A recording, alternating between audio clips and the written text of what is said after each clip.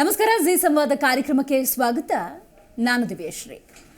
ಇವತ್ತಿನ ನಮ್ಮ ಜಿ ಸಂವಾದದ ಸುದ್ದಿ ಅಸ್ಥಿಪಂಜರದ ರಹಸ್ಯ. ನೋಡಿ, ಚಿತ್ರದುರ್ಗ ಜಿಲ್ಲೆಯ ಚಳ್ಳಕೆರೆ ಬಳಿ ಒಂದು ಪಾಳು ಮನೆ. ಆ ಮನೆಯಲ್ಲಿ 5 ಅಸ್ಥಿಪಂಜರಗಳು ಪತ್ತೆಯಾಗುತ್ತೆ. ಈ ಅಸ್ಥಿಪಂಜರಗಳ ಪತ್ತೆಯಾದ ಹಿನ್ನೆಲೆಯಲ್ಲಿ ಅಕ್ಕಪಕ್ಕದ ಜನ ಸಹಜವಾಗಿ ಭಯಭೀತರಾಗಿದ್ದಾರೆ. ಈ ಪ್ರಕರಣವನ್ನು ಭೇದಿಸ್ತಾ ಹೋದಾಗ ಸಿಕ್ಕಿದ ಮತ್ತೊಂದು ವಿಚಾರ ಅಂತ ಹೇಳಿದ್ರೆ, ಕಳೆದ 4 ವರ್ಷಗಳ ಹಿಂದೆಯೇ ಈ ಮನೆಯಲ್ಲಿದ್ದಂತಹ ಜನ ಅಥವಾ ಕುಟುಂಬಸ್ಥರು ಅಂತ ಏನಿದ್ದಾರೆ ಅವರು ಸಾವಿಗೀಡಾಗಿದ್ದಾರೆ ಅನ್ನುವಂತಹ ಮಾಹಿತಿ ಲಭ್ಯವಾಗಿದೆ. ಇದೇ ಹಿನ್ನೆಲೆಯಲ್ಲಿ ಈಗಾಗಲೇ ಪೋಸ್ಟ್ಮಾರ್ಟಮ್ಗೂ ಹೋಗಿರಬಹುದು. ನಂತರ ರಿಪೋರ್ಟ್ ಬಂದ ನಂತರ ಸತ್ಯಾಸತ್ಯತೆ ಅನ್ನೋದು ಹೊರಗಡೆ ಬರುತ್ತೆ. ಬಟ್ ಅಸಲಿಗೆ ಅದು ಪಾಳು ಬಿದ್ದ ಮನೆ. ಆ ಮನೆಯಲ್ಲಿ ಒಂದಷ್ಟು ಜನ ಜೀವನ ಮಾಡ್ತಿರ್ತಾರೆ. ಅವರು ಜನಸಾಮಾನ್ಯರ ಸಂಪರ್ಕಕ್ಕೂ ಸಿಕ್ಕಿರುವುದಿಲ್ಲ. ನಿಗೂಢವಾಗಿ ಸಾವಿಗೀಡಾಗ್ತಾರೆ ಅಂದರೆ ಕಾರಣ ಏನಿರ್ಬೋದು? ಕಡೇ ಪಕ್ಷ ನಿತ್ಯ ಜೀವನ ಅಂದಾಗ ಹಾಲು ಮೊಸರು ಬೇಕಾದ ಅಗತ್ಯ ವಸ್ತುಗಳನ್ನು ತಗೊಳ್ಳೋಕ್ಕಾದರೂ ಸಹಜ ಓಡಾಟ ಅನ್ನೋದು ಇದ್ದೇ ಇರುತ್ತೆ. ಅದನ್ನು ಮೀರಿ ಮನೆಯಲ್ಲೇ ಇದ್ಕೊಂಡು ಈ ರೀತಿ ಸಾವಾಗಿದೆ, 4 ವರ್ಷ ಆಗಿದೆ, ಯಾರಿಗೂ ಗೊತ್ತಿಲ್ಲ ಅಂದರೆ ಒಂದಷ್ಟು ಅನುಮಾನಗಳಂತೂ ಈ ಪ್ರಕರಣದ ಸುತ್ತ ಇದ್ದೇ ಇರುತ್ತೆ. ಈ ಬಗ್ಗೆ ಕೂಲಂಕುಷವಾಗಿ ಇವತ್ತಿನ ನಮ್ಮ ಕಾರ್ಯಕ್ರಮದಲ್ಲಿ ಮಾತಾಡೋಣ. ನಾನು ದಿವ್ಯಶ್ರೀ.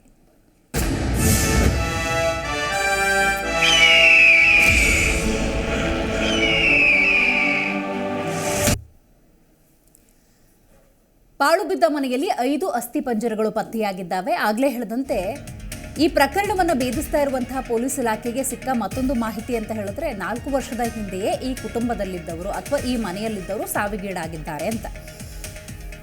5 ನಿಗೂಢ ಸಾವಿನ ಸುತ್ತ ಹಲವಾರು ಅನುಮಾನಗಳಿದ್ದಾವೆ. ತೀರಾ ಸಹಜ ಇದು.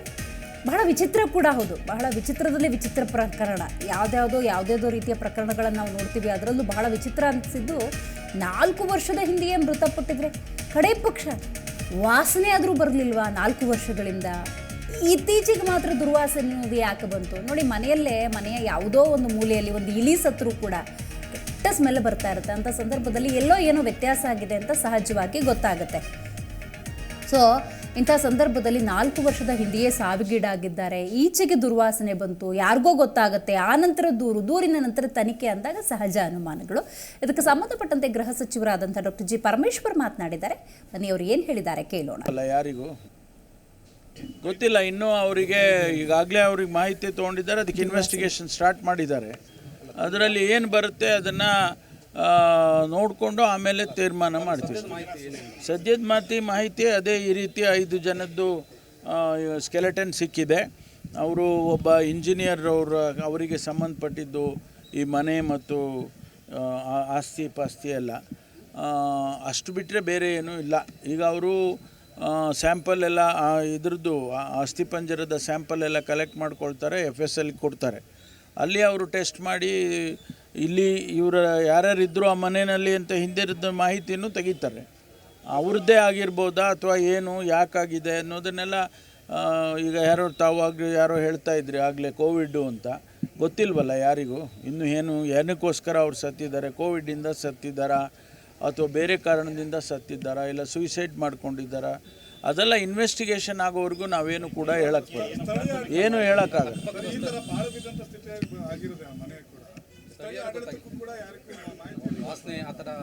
ಏನು ಬಂದಿರ್ಬೋದೇನೋ ಗೊತ್ತಿಲ್ವಲ್ಲ.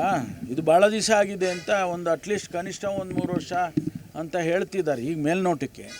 ಅದು ಇನ್ವೆಸ್ಟಿಗೇಷನ್ ಆದಮೇಲೆ ಇವೆಲ್ಲ ಹೇಳಕ್ಕೆ ಬರುತ್ತೆ. ನಿರ್ದಿಷ್ಟವಾಗಿ ಹೇಳೋದಾಗೋದಿಲ್ಲ.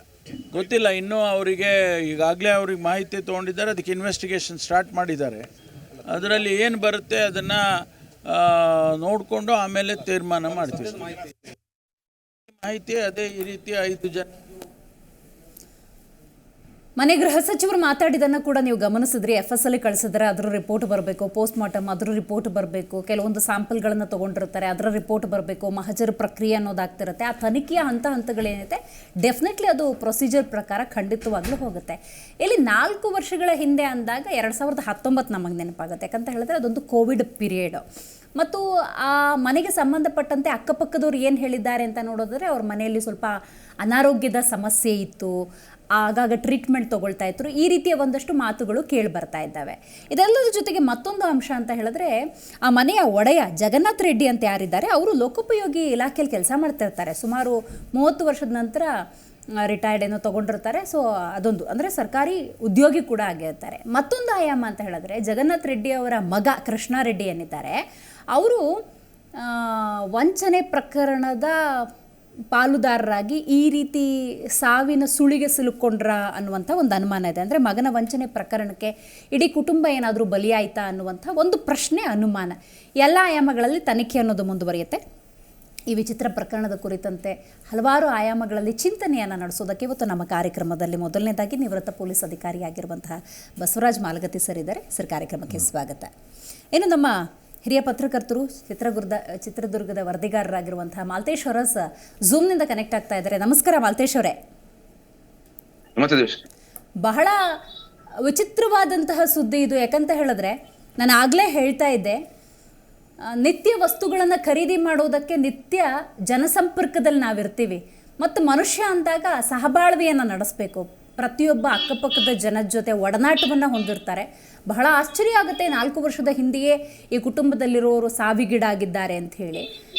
ಇದೆಲ್ಲದರ ಜೊತೆಗೆ ತನಿಖೆ ಅನ್ನೋದು ಯಾವ ಹಂತದಲ್ಲಿದೆ ಅನ್ನೋದು ಬಹಳ ಮುಖ್ಯ ಆಗುತ್ತೆ. ಸೊ ಓವರಾಲ್ ಪ್ರಕರಣವನ್ನು ತಿಳಿಸೋದಾದರೆ ಈ ವಿಷಯ ಹೇಗೆ ಗೊತ್ತಾಯಿತು, ಈಗ ಎಲ್ಲಿಗೆ ಬಂದು ನಿಂತಿದೆ? Maltesh, please explain. ಒಂದು ದಿವ್ಯಶ್ರೀ, ಕರ್ನಾಟಕ ರಾಜ್ಯದಲ್ಲಿ ಅಪರಾಧ ಪ್ರಕರಣಗಳು ಸಾಕಷ್ಟು ಆಗ್ತವೆ. ಆದ್ರೆ ಅಪರಾಧ ಕೃತ್ಯಗಳು ಯಾವ ರೀತಿ ಆಗುತ್ತೆ ಅನ್ನೋದು ಎಷ್ಟು ಮುಖ್ಯವಾಗುತ್ತೋ, ಯಾಕಾಯ್ತು ಅನ್ನೋದು ಕೂಡ ಅಷ್ಟೇ ಪ್ರಾಮುಖ್ಯತೆಯನ್ನು ಪಡೆದುಕೊಳ್ಳುತ್ತೆ. ಐತಿಹಾಸಿಕ ಚಿತ್ರದುರ್ಗ ಕಲ್ಲಿನ ಕೋಟೆಯ ಮಟ್ಟಿಗೆ ಅಪರಾಧ ಕೃತ್ಯಗಳು ಸಹಜ. ಯಾಕೆಂದ್ರೆ ರಾಷ್ಟ್ರೀಯ ಹೆದ್ದಾರಿಗಳಿರೋದ್ರಿಂದ ಅಪಘಾತಗಳು, ಆಕ್ಸಿಡೆಂಟ್ಗಳು ಆಗ್ತಿರ್ತವೆ. ಆದ್ರೆ ಅಪರಾಧ ಕೃತ್ಯಗಳು ಅಂತ ಬಂದಾಗ ಒಬ್ಬರು ಸಾವಿಗೀಡಾದಾಗ ವಿಷ ಸೇವೆ ಸಾವಿಗೀಡಬಹುದು, ಮಾನಸಿಕ ಅಸ್ವಸ್ಥ ಆಗ್ಬಹುದು, ಅಥವಾ ಯಾವುದೇ ರೀತಿಯ ಅಪರಾಧಗಳಲ್ಲಿ ಅವರು ಭಾಗಿಯಾಗಿ ತಮ್ಮ ಜೀವನ ಕಳೆದುಕೊಳ್ಳಬಹುದು. ಆದ್ರೆ ಇಡೀ ಕುಟುಂಬ, ಅದು ತಂದೆ ತಾಯಿ ಮಕ್ಕಳು ಎಲ್ಲರೂ ಕೂಡ ಒಮ್ಮೆಲೆ ಸಾವನ್ನಪ್ತಾರೆ. ಅಂದ್ರೆ ಸಾಮೂಹಿಕವಾಗಿ ಶವವಾಗಿ, ಅದರಲ್ಲೂ ವಿಚಿತ್ರ ಅಂದ್ರೆ ಶವವಾಗಿ ಅಂತಲ್ಲ, ಅಸ್ಥಿ ಪಂಜರವಾಗಿ ಸಿಗುವಂತಹ ಪ್ರಕರಣ ಚಿತ್ರದುರ್ಗ ಜಿಲ್ಲೆಯ ಮಟ್ಟಿಗೆ ಇದು ಪ್ರಥಮ ಬಾರಿಯ ಪ್ರಕರಣವಾಗಿದೆ ದಿವ್ಯಶ್ರೀ. ಯಾಕೆ ಅಂತ ನಾವು ತನಿಖೆ ಮಾಡಿದಾಗ, ಕಳೆದ COVID-19 ಸಂದರ್ಭದಲ್ಲಿ ಇವರಿಗೆ ಕೋವಿಡ್ ಬಂದಿತ್ತು ಅನ್ನೋದು ಕೆಲವರು ಮಾತು. ಕೋವಿಡ್ ಬಂದಾಗ ಸಹಜವಾಗಿ ಅವರಿಗೆ ಹೊರಗಡೆ ಬರ್ತಾ ಇಲ್ಲ, ಹಾಗಾಗಿ ಕ್ವಾರಂಟೈನ್ ಗಳನ್ನ ಹಾಕಿದ್ರೆ ಯಾಕೆ ನಮಗೆ ಅಲ್ಲಿ ಸಿಗುವಂತ ಮೆಡಿಸಿನ್ಸ್ ಗಳು, ಆಮೇಲೆ ಅಲ್ಲಿ ಸಿಗುವಂತ ಮೆಡಿಕಲ್ ಸಂಬಂಧಪಟ್ಟ ಚೀಟಿಗಳನ್ನ ನಾವು ಅಬ್ಸರ್ವೇಷನ್ ಮಾಡಿದಾಗ ಪೊಲೀಸ್ ಇಲಾಖೆಯ ಮಾಹಿತಿ ಪ್ರಕಾರ ಇವ್ರಿಗೆ ಕೋವಿಡ್ ಬಂದಿತ್ತು ಅನ್ನೋದು ಗೊತ್ತಾಗುತ್ತೆ. ಆ ಹಿನ್ನೆಲೆಗಳನ್ನ ಕೆದಕ್ತಾ ಹೋದ್ರೆ ಜಗನ್ನಾಥ್ ರೆಡ್ಡಿ ಅವರ ಕುಟುಂಬ ಅತ್ಯಂತ ಸಮೃದ್ಧವಾಗಿ ಅತ್ಯಂತ ಜೀವನವನ್ನ ಯಶಸ್ವಿಯಾಗಿ ನಿರ್ವಹಣೆ ಮಾಡಿಕೊಂಡವರು ಕುಟುಂಬ. ಯಾಕೆಂದ್ರೆ ಯಾವುದೇ ಒಬ್ಬ ಸರ್ಕಾರಿ ನೌಕರನಿಗೆ ಒಂದು ಕನಿಷ್ಠ ಸಂಬಳ ಅಂತ ಇರುತ್ತೆ. ಆದ್ರೆ PWD ಇಂಜಿನಿಯರ್ ಆಗಿದ್ದಂತ ಈ ಜಗನ್ನಾಥ್ ರೆಡ್ಡಿ ಅತ್ಯಂತ ಕ್ರಿಯಾಶೀಲವಾಗಿದ್ದಂತ ಅಧಿಕಾರಿ. ನಮಗೆ ತುಮಕೂರು ಮತ್ತು ಕೋಲಾರ ಮತ್ತು ಬೆಂಗಳೂರಿನಲ್ಲಿ ಅವ್ರು ವೃತ್ತಿ ಮಾಡಿದಾಗ ಗೊತ್ತಾಗುತ್ತೆ. ಆದ್ರೆ ಜಗನ್ನಾಥ ರೆಡ್ಡಿ ಅವರಿಗೆ ಮಕ್ಕಳು ಇರ್ತಾರೆ 4 ಜನ. ಹೆಂಡತಿ ಪ್ರೇಮ, ಮೊದಲನೇ ಮಗ ಡಾಕ್ಟರ್ ಮಂಜುನಾಥ್ ರೆಡ್ಡಿ ಅಂತ, ಎರಡನೇವರು ತ್ರಿವೇಣಿ, ಮೂರನೇವರು ಕೃಷ್ಣ ರೆಡ್ಡಿ ಆಲಿಯಾಸ್ ಬಾಬು ರೆಡ್ಡಿ, ಕೊನೆಯ ಮಗ ನರೇಂದ್ರ ರೆಡ್ಡಿ ಅಂತ. ಈ 4 ಜನಗಳಿಗೆ ಕೂಡ ಮಕ್ಕಳ ಮದುವೆನೇ ಆಗುವುದಿಲ್ಲ. ಹಾಗಾಗಿ ಮಾನಸಿಕವಾಗಿ ಅವರೆಲ್ಲೋ ಒಂದ್ ಕಡೆ ಕುಂದಿ ಹೋಗಿರ್ತಾರೆ ಅನ್ನೋದು ಒಂದು ಸೈಡ್ ಹೋದ್ರೆ, ಇನ್ನೊಂದು ಪ್ರಮುಖವಾದಂತ ಘಟ್ಟ ಅಂತಂದ್ರೆ ಕೊನೆಯ ಮಗ ನರೇಂದ್ರ ರೆಡ್ಡಿ ಏನಿದಾನೆ, ನರೇಂದ್ರ ರೆಡ್ಡಿ ಕೂಡ ಇಂಜಿನಿಯರ್. ಆ ಇಂಜಿನಿಯರ್ ಆಗಿದ್ರು ಕೂಡ ಅವನು ಯಾವುದೋ ಒಂದು ಬೆಂಗಳೂರಿನ ಕಬ್ಬಿಣದ ಫ್ಯಾಕ್ಟರಿ ಕೆಲಸ ಮಾಡ್ತಾ ಒಂದ್ ಸಣ್ಣ ಪ್ರಕರಣದಲ್ಲಿ, ಕಳವು ಪ್ರಕರಣ, ದರೋಡೆ ಪ್ರಕರಣದಲ್ಲ ಸಿಲುಕಿ ಬಿಡದಿಯ ಪೊಲೀಸ್ ಠಾಣೆಯಲ್ಲಿ FIR ದಾಖಲಾಗಿರುತ್ತೆ 2011 ಇಸ್ವಿಯಲ್ಲಿ. ಅದು ಮಾಹಿತಿ. ಅಲ್ಲಿಂದ ಇವರು ಸಂಪೂರ್ಣ ಕಳೆದ 10-11 ವರ್ಷಗಳಿಂದ ಸಂಪೂರ್ಣ ಮಾನಸಿಕವಾಗಿ ಕುಂದಿ ಹೋಗ್ಬಿಡ್ತಾರೆ. ಯಾಕೆಂದ್ರೆ ಒಬ್ಬ ಸರ್ಕಾರಿ ನೌಕರ PWD ಇಂಜಿನಿಯರ್ ಅವರ ಮಗ ಕಳ್ಳತನ ಮಾಡಿ ಕೇಸ್ ಆಗಿತ್ತು ಅಂತಂದ್ರೆ ಇಡೀ ಕುಟುಂಬ ಮಾನ ಮರ್ಯಾದೆಗಳನ್ನ ಅಂಜುವ ಮೂಲಕ ತುಂಬಾ ದೂರ ಉಳ್ಕಂತಾರೆ. ಸಮುದಾಯದಿಂದ, ಸಮಾಜದಿಂದ ದೂರ ಉಳ್ಕಂತಾರೆ. ದೊಡ್ಡ ಸಿದ್ದವನಹಳ್ಳಿಯಲ್ಲಿ ರೆಡ್ಡಿ ಸಮುದಾಯ ಅತ್ಯಂತ ಶ್ರೀಮಂತ ಸಮುದಾಯ. 58 ಎಕರೆ ಜಮೀನು, ತೋಟ ಎಲ್ಲದಿರುತ್ತೆ. ಅವನ್ನೆಲ್ಲವನ್ನೂ ದೂರ ಇಟ್ಟು ಇವರು ಸಿಟಿಯಲ್ಲಿ ಬಂದು ವಾಸ ಮಾಡ್ತಾರೆ. ಒಂದು ಪ್ರಕರಣ ಅಂದ್ರೆ ಇದು ಎಷ್ಟು ಚೆನ್ನಾಗಿ ಟ್ವಿಸ್ಟ್ ಆಗ್ತಾ ಹೋಗುತ್ತೆ ಅಂದ್ರೆ, ಇದೀಗ ಬಂದಿರೋ ಮಾಹಿತಿ ಪ್ರಕಾರ ನಮಗೆ ಪೊಲೀಸ್ ಇಲಾಖೆಯ ದಾವಣಗೆರೆ IGP ರವರು ಮತ್ತು ಚಿತ್ರದುರ್ಗದ SP ಧರ್ಮೇಂದ್ರ ಕುಮಾರ್ ಮೀನಾ ಅವರು ಮಾಹಿತಿ ಕೊಟ್ಟಿದ್ದಾರೆ. ಒಂದು ಡೆತ್ ನೋಟ್ ಪತ್ತೆ ಆಗಿದೆ. ಡೆತ್ ನೋಟ್ ಅಲ್ಲಿ ಅವರು ಸಾಮೂಹಿಕವಾಗಿ ಆತ್ಮಹತ್ಯೆ ಮಾಡಿಕೊಳ್ತೀವಿ ಅನ್ನೋದು ಕೂಡ ಮಾಹಿತಿ ಬರೆದಿಟ್ಟಿದ್ದಾರೆ ಅನ್ನೋದು ಇಲ್ಲಿವರೆಗೆ ಯಕ್ಷ ಪ್ರಶ್ನೆ ಆಗಿತ್ತು. ಒಂದು ದಿವಸದಿ 2019 ಇಸ್ವಿಯ ಸೆಪ್ಟೆಂಬರ್ ತಿಂಗಳಲ್ಲಿ ಒಂದು ಸ್ಮೆಲ್ ಬರ್ತದೆ, ಆ ಮನೆಯಲ್ಲಿ ದುರ್ವಾಸನೆ ಬರ್ತದೆ. ಅವಾಗ ಬಂದು ಸಹಜವಾಗಿ ಪೊಲೀಸರು ಭೇಟಿ ಕೊಡ್ತಾರೆ. ಏನಾದ್ರು ಯಾರು ಇಲ್ಲ ಅಕ್ಕಪಕ್ಕ ನಾಯಿಗೆ ಸತ್ತಿರಬಹುದು ಅಂತ ದೂರ ಆಗ್ತಾರೆ. ಅಂದ್ರೆ ಮನೆ ಒಳಗೆ ಹೋಗೋದಕ್ಕೆ ಯಾರು ಕೂಡ ಪರ್ಮಿಷನ್ ಕೊಟ್ಟಿರೋದಿಲ್ಲ ಸಂಬಂಧಪಟ್ಟಂತ ಕುಟುಂಬಸ್ಥರು ಅಂತ. ಹಾಗಾಗಿ ದೂರ ಆಗ್ತಾರೆ. ಇಲ್ಲಿಗೆ 4 ವರ್ಷಗಳ ತರುವಾಯ ಅಧಿಕೃತವಾಗಿ ಅಂದ್ರೆ ನಮಗೆ ಬಂದಿರೋ ಮಾಹಿತಿ ಅಂತಂದ್ರೆ ಯಾರೋ 2-3 ಬಾರಿ ಆ ಮನೆಯಲ್ಲಿ ಕಳ್ಳತನ ಆಗಿದೆ. ಇಡೀ ಮನೆಯಲ್ಲಿ ಅಸ್ಥಿಪಂಜ ಅಂದ್ರೆ ಯಾವುದೇ ಒಂದು ಸಣ್ಣ ನಾಯಿ ಪ್ರಾಣಿ ಸತ್ತು ಹೋದ್ರು ಕೂಡ ಒಂದು ಸ್ಮೆಲ್ ಅಂತ ಬರುತ್ತೆ, ದುರ್ವಾಸನೆ. ಆದ್ರೆ 5 ಶವಗಳು ಮನೆಯಲ್ಲಿ ಸತ್ರು ಕೂಡ ಸ್ಮೆಲ್ ಬಂದಿಲ್ಲ ಅಂತಂದ್ರೆ ಯೋಚನೆ ಮಾಡಿ ಯಾವ ರೀತಿ ಆಗಿರಬಹುದು ಅಂತ. ಸೊ ಒಂದು ಅತ್ಯಂತ ಕುತೂಹಲ ಕೆರಳಿಸುವ ಒಂದು ಸಾವಿರ ನಿಗೂಢ ಅಂತಂದ್ರೆ ಸಾವಿನ ಸುತ್ತ ಅನುಮಾನಗಳ ಉತ್ತರ ಒಂದು ಸಾಂದರ್ಭಿಕವಾದಂತ ಮಾತಿದೆ. ಅಂತಹ ಮಾತನ್ನ ನಾವು ಚಿತ್ರದುರ್ಗದ ಈ ಪ್ರಕರಣಕ್ಕೆ ಅನ್ವಯ ಮಾಡ್ಕೊಳ್ಬಹುದು. ಯಾಕೆ ಅಂತಂದ್ರೆ ಒಂದು ಇಂಜಿನಿಯರ್ ಆಗಿದ್ದಂತ ಕುಟುಂಬ, ಅವರ ಹೆಂಡತಿ ಪ್ರೇಮ ಅವರು ಅನಾರೋಗ್ಯಕ್ಕೀಡಾಗ್ತಾರೆ. ಸಹಜವಾಗಿ ಅವರಿಗೆ ಅನಾರೋಗ್ಯಕ್ಕೀಡಾದಾಗ ಅವರಿಗೆ ಲಕ್ಷಾಂತರ ರೂಪಾಯಿ ಖರ್ಚು ಮಾಡಿದ್ರು ಕೂಡ ಆರೋಗ್ಯ ಸರಿಯಾಗೋದಿಲ್ಲ. ಕೊನೆಗೆ ತ್ರಿವೇಣಿ ವಯಸ್ಸಿಗೆ ಬಂದ್ರು ಕೂಡ ಆ ವಯಸ್ಸಿಗೆ ಬಂದಂತ ಮಗಳಿಗೆ ಮದುವೆ ಆಗೋದಿಲ್ಲ. ಕೊನೆಗೆ ಸಹಜ ಹೆಣ್ಮಕ್ಳಿಗೆ 18-20 ವರ್ಷ ತುಂಬಿದ ತಕ್ಷಣ ಮದುವೆ ಮಾಡ್ಬೇಕು ಅನ್ನುವ ಪೋಷಕರ ಆಸೆ ಎಲ್ಲೇ ಇರುತ್ತೆ. ಸರ್ಕಾರಿ ನೌಕರಿಯಲ್ಲಿ ಸಮೃದ್ಧವಾಗಿ ಸಂಬಳ ತಗೊಂಡು ಜೀವನ ಮಾಡಿದ್ರು ಕೂಡ ಸುಹೃದ್ರೂಪಿಯಾಗಿದ್ದಂತ ತ್ರಿವೇಣಿಗೆ ಮದುವೆ ಆಗ್ಲಿಲ್ಲ ಅಂತಂದಾಗ ಮಾನಸಿಕವಾಗಿ ದಂಪತಿಗಳು ಕಂಗೆಟ್ಟು ಹೋಗ್ತಾರೆ. ಎರಡನೇದು ಕೃಷ್ಣ ರೆಡ್ಡಿ ತಾನಾಯ್ತು ಜಮೀನಾಯ್ತು ಅಂತ ಹೋಗ್ತಾ ಬರ್ತಾ ಇರ್ತಾನೆ. ಅದ ನಂತರ ಡಾಕ್ಟರ್ ಮಂಜುನಾಥ್ ರೆಡ್ಡಿ ಅಂತ ದೊಡ್ಡ ಮಗ ಆಕಸ್ಮಿಕವಾಗಿ ಅಪಘಾತದಲ್ಲಿ ಸತ್ತು, ಅಪಘಾತ ಆಗುತ್ತೆ. ಅಪಘಾತ ಆದ್ಮೇಲೆ ಅವನು ಮನೆಗೆ ಬರೋದಿಲ್ಲ, ಬೆಂಗಳೂರಿನಲ್ಲಿ ಸತ್ತು ಹೋಗ್ತಾನೆ. ಆತ ಮೃತಪಟ್ಟ ನಂತರ ಯಾರಿಗೂ ಕೂಡ ಕರೆಯೋದಿಲ್ಲ ಅವರು ಬಂಧು ಬಳಗಕ್ಕೆ. ಅದಾದ ನಂತರ ಬರುವಂತದ್ದು ಪ್ರಮುಖವಾದಂತ ವ್ಯಕ್ತಿನೇ ನರೇಂದ್ರ ರೆಡ್ಡಿ. ನರೇಂದ್ರ ರೆಡ್ಡಿ ಇಂಜಿನಿಯರ್ ಆಗಿದ್ರು ಕೂಡ ಬೆಂಗಳೂರಿನ ಒಂದು ಕಂಪನಿಯಲ್ಲಿ ಇಂಜಿನಿಯರ್ ಕೆಲಸ ಮಾಡ್ತಾ ಯಾವ್ದೋ ಒಂದು ಪ್ರಕರಣದಲ್ಲಿ ಅಧಿಕೃತವಾಗಿ ಯಾರು ಹೇಳ್ತಾ ಇಲ್ಲ, ನಮಗೆ ಬಂದಂತ ಅವರ ತಾಯಿ ಅಂದ್ರೆ ಸತ್ತಿರುವಂತ ಪ್ರೇಮ ಅವರ ಅಕ್ಕ ಹೇಳ್ತಾರೆ, ಅವ್ನ್ ಕಬ್ಬಣದ ಅಂಗಡಿ ಕೆಲಸ ಮಾಡ್ತಿದ್ದ, ಕಬ್ಬಣದ ಫ್ಯಾಕ್ಟ್ರಿಲಿ. ಅಲ್ಲಿ ಏನೋ ಕಬ್ಬಣ ಸಾಕ್ಸಕ್ ಹೋಗಿ ಏನೋ ಕಳ್ಳತನ ಮಾಡಿ ದರೋಡೆ ತರ ಮಾಡಿ ಅದನ್ನ ಹಂಗ ಸಿಕ್ಕಿ ಬಿದ್ದಿದ್ದ. ಬಿಡದಿ ಪೊಲೀಸ್ ಠಾಣೆಯಲ್ಲಿ ಪ್ರಕರಣ ದಾಖಲಾಗಿತ್ತು. ಹಾಗಾಗಿ ಆ ಪ್ರಕರಣ ಆದ ನಂತರ ಇಡೀ ಕುಟುಂಬ ತುಂಬಾ ಕಂಗೆಟ್ಟು ಹೋಯ್ತು ಅಂತ. ಹಾಗಾಗಿ ನರೇಂದ್ರ ಎಲ್ಲರೂ ಕೂಡ ಇನ್ನೂ ಹಲವಾರು ಪ್ರಶ್ನೆಗಳಿದ್ದಾವೆ, ಖಂಡಿತ ನಿಮ್ ಜೊತೆ ಮಾತಾಡ್ತೀನಿ, ಹಾಗೆ ಸಂಪರ್ಕದಲ್ಲಿರಿ. ಸರ್, ಪ್ರಕರಣದ ಬಗ್ಗೆ ನೀವೇನ್ ಹೇಳಕ್ ಬಯಸ್ತೀರಿ? ಇದು ನೋಡಿದ್ರೆ ಮಾನಸಿಕವಾಗಿ ಅಸ್ವಸ್ಥದಾದಂತ ಕುಟುಂಬ ಕಾಣುತ್ತದೆ, ಇಡೀ ಕುಟುಂಬ ಮೇಲ್ನೋಟಕ್ಕೆ. ಸರ್, ಇನ್ ಡೀಟೇಲ್ ಆಗಿ ಈಗ ನಮ್ಮ ಯಾಕಂದ್ರೆ ಯಾರ ಜೊತೆಗೂ ಸಂಪರ್ಕ ಇಲ್ಲ, ಅಕ್ಕಪಕ್ಕದವ್ರ ಜೊತೆಗೆ ಮಾತಾಡೋದಿಲ್ಲ, ಯಾರು ಬಂದ್ರು ಬಾಗಿಲ ತೆಗೆಯೋದಿಲ್ಲ, ಯಾರ ಜೊತೆ ಕಾಂಟ್ಯಾಕ್ಟ್ ಇಲ್ಲ, ಯಾರಿಗೂ ಯಾರ ಸಂಬಂಧಿಕರು ಮನೆಗೆ ಬರೋದಿಲ್ಲ, ಯಾರು ಬಂದು ಹೋಗೋದು ಮಾಡೋದಿಲ್ಲ. So totally isolated. ಇದು ನೋಡಿದ್ರೆ ಮಾನಸಿಕವಾಗಿ ಸ್ಥಿತಿಮಿತಿ ಕಳ್ಕೊಂಡಂತ ಕುಟುಂಬ. ಅದರಲ್ಲಿನೂ ಅನೇಕ ಸಮಸ್ಯೆಗಳನ್ನ ಫೇಸ್ ಮಾಡಿದ್ದಾರೆ. ಮಗ ಕಳ್ಳತನ ಸಿಕ್ಕಿದ್ದೊಂದು, ಮಗಳ ಮದುವೆ ಆಗ್ಲಾರ್ದೊಂದು, ಹೆಂಡತಿಗೆ ರೋಗ ಒಂದು, ಸುಮಾರು 2 ಕೋಟಿ ಖರ್ಚು ಮಾಡಿದ್ದಾರೆ, ಆದ್ರೂ ವಾಸಿಯಾಗಿಲ್ಲ. ಸೊ ಅನೇಕ ಸಮಸ್ಯೆಗಳಿಂದ ಆಮೇಲೆ ಕೊನೆಗೆ ಕರೋನಾ ಬಂದಿದೆ, ಕರೋನಾದಿಂದ ಸಫರ್ ಆಗಿರ್ಬೇಕು. ಇವೆಲ್ಲ ನೋಡಿದ್ರೆ ತಮ್ಮ ರಿಪೋರ್ಟರ್ ಹೇಳೋದ್ರ ಪ್ರಕಾರ ನನಗೂ ಅನ್ಸಿತ್ತಿದೆ ಮೋಸ್ಟ್ಲಿ ಸುಸೈಡ್ ಆಗಿರ್ಬೇಕು. ಇಷ್ಟು 4-5 ಜನ ಒಮ್ಮೆಲೆ ಸಾಯ್ತಾರೆ ಅಂದ್ರೆ. ನಾವು ಹಿಂದೆ 2-3 ಕೇಸ್ ನೋಡಿದ್ದೇವೆ. ನಾನೊಂದು ಇದರಲ್ಲಿದ್ದಾಗೆ, ಬೆಳಗಾವಿ ಜಿಲ್ಲೆಯಲ್ಲಿ ಇದ್ದಾಗೆ ಸುಮಾರು 4 ಜನ ಸೂಸೈಡ್ ಮಾಡ್ಕೊಂಡಿದ್ರು. ತಂದೆ ತಾಯಿ 2 ಮಕ್ಕಳು. ಅವು ಮದುವೆ ಆಗಿರ್ಲಿಲ್ಲ ಹೆಣ್ಮಕ್ಳಿಗೆ. 4 ಜನ ಒಮ್ಮೆಲೆ ಹ್ಯಾಂಗಿಂಗ್ ಮಾಡ್ಕೊಂಡಿದ್ರು. ಸೊ ಅದು ನೋಡಿದ್ದೇವೆ. ಆಮೇಲೆ ತಾಯಿ ಸತ್ತಿದ್ದು ಹೆಣವನ್ನ ಹಂಗೆ ಇಟ್ಕೊಂಡಿದ್ದ ಅವನು. ಹೌದು ಸರ್. ಬಾಗಲಕೋಟದಲ್ಲಿ ಒಂದು ತಾಯಿ ಸತ್ತಿದ್ದು ಪ್ರೀತಿ, ತಾಯಿ ಮೇಲೆ ಪ್ರೀತಿ.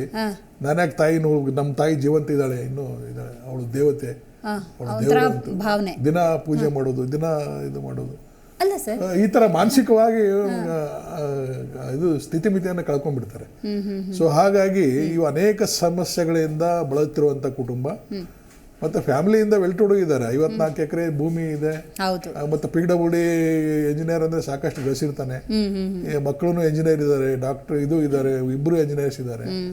ಒಬ್ಬ ಏನೋ ಕಳ್ಳತನ ಕಬ್ಬಿಣ ಸ್ಟೀಲ್ ಇದರಲ್ಲಿ ಕೆಲಸ ಮಾಡ್ತಿದ್ದ, ಆ ಲೋಡ್ ಏನೋ ಲೂಟ್ ಮಾಡದ ಅಂತ ತಿಳ್ಕೊಂಡು ಕೇಸನ್ನು ಮಾಡಿದ್ದಾರೆ. ಸೊ ಇವು ಮಾನಸಿಕವಾಗಿ ಸ್ವಲ್ಪ ತಂದೆ ತಾಯಿಗೂ ಕುಗ್ತಾರೆ. ಈ ತರ ಮಾಡೋದು ಯಾಕೆ ಮಾಡಿದೆ ಅಂತ ತಿಳಿದು ಬೆದರಿಬೇಕು. ಅನೇಕ ಸಮಸ್ಯೆಗಳನ್ನ ಇಲ್ಲಿ ಅವರು ಫೇಸ್ ಮಾಡಿದ್ದಾರೆ.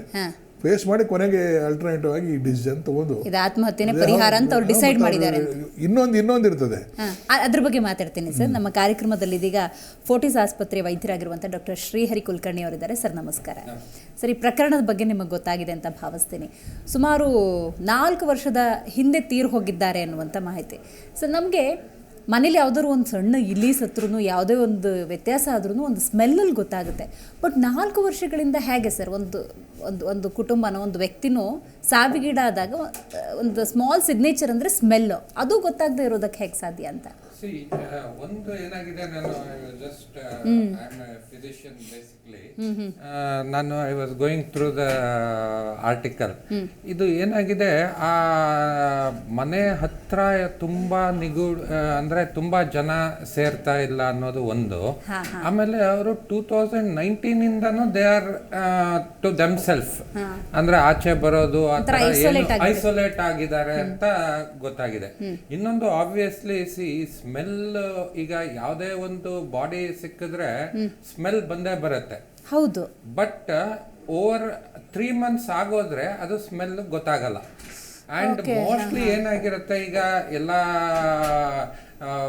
ಇನ್ವೆಸ್ಟಿಗೇಷನ್ಸ್ ಎಲ್ಲ ನಡಿಬೇಕಾದ್ರೆ I think the whole house was covered.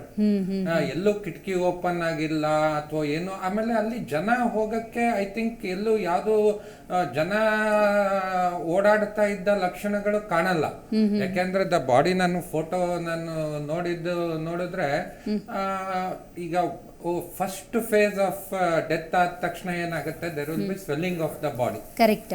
ಅದಾದ್ಮೇಲೆ after a month or so the shrinking of the body ಆಗುತ್ತೆ.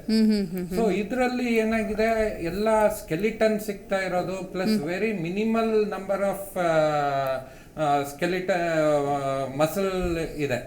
ಆದ್ರಿಂದ it is more than 6 months to 1 year ಅಂತಾನೆ ಹೇಳ್ಬೋದು. ಬಟ್ ಅಂದ್ರೆ ಈ ರಿಪೋರ್ಟ್ ಇಂದ ಯಾವಾಗ ಸಾವು ಸಂಭವಿಸಿದೆ ಅಂತಾನು ಪತ್ತೆ ಹಚ್ಚಬಹುದು. ಹೌದು. ಈಗ ಇನ್ವೆಸ್ಟಿಗೇಷನ್ಸ್ ಎಲ್ಲ ಆಗ್ಬೇಕಾದ್ರೆ ಈಗ ಇದು skeleton obviously forensic team analysis ಮಾಡ್ತಾರೆ. ಪೋಸ್ಟ್ ಮಾರ್ಟಮ್ ಅಂತೂ ಮಾಡ್ಲೇಬೇಕು.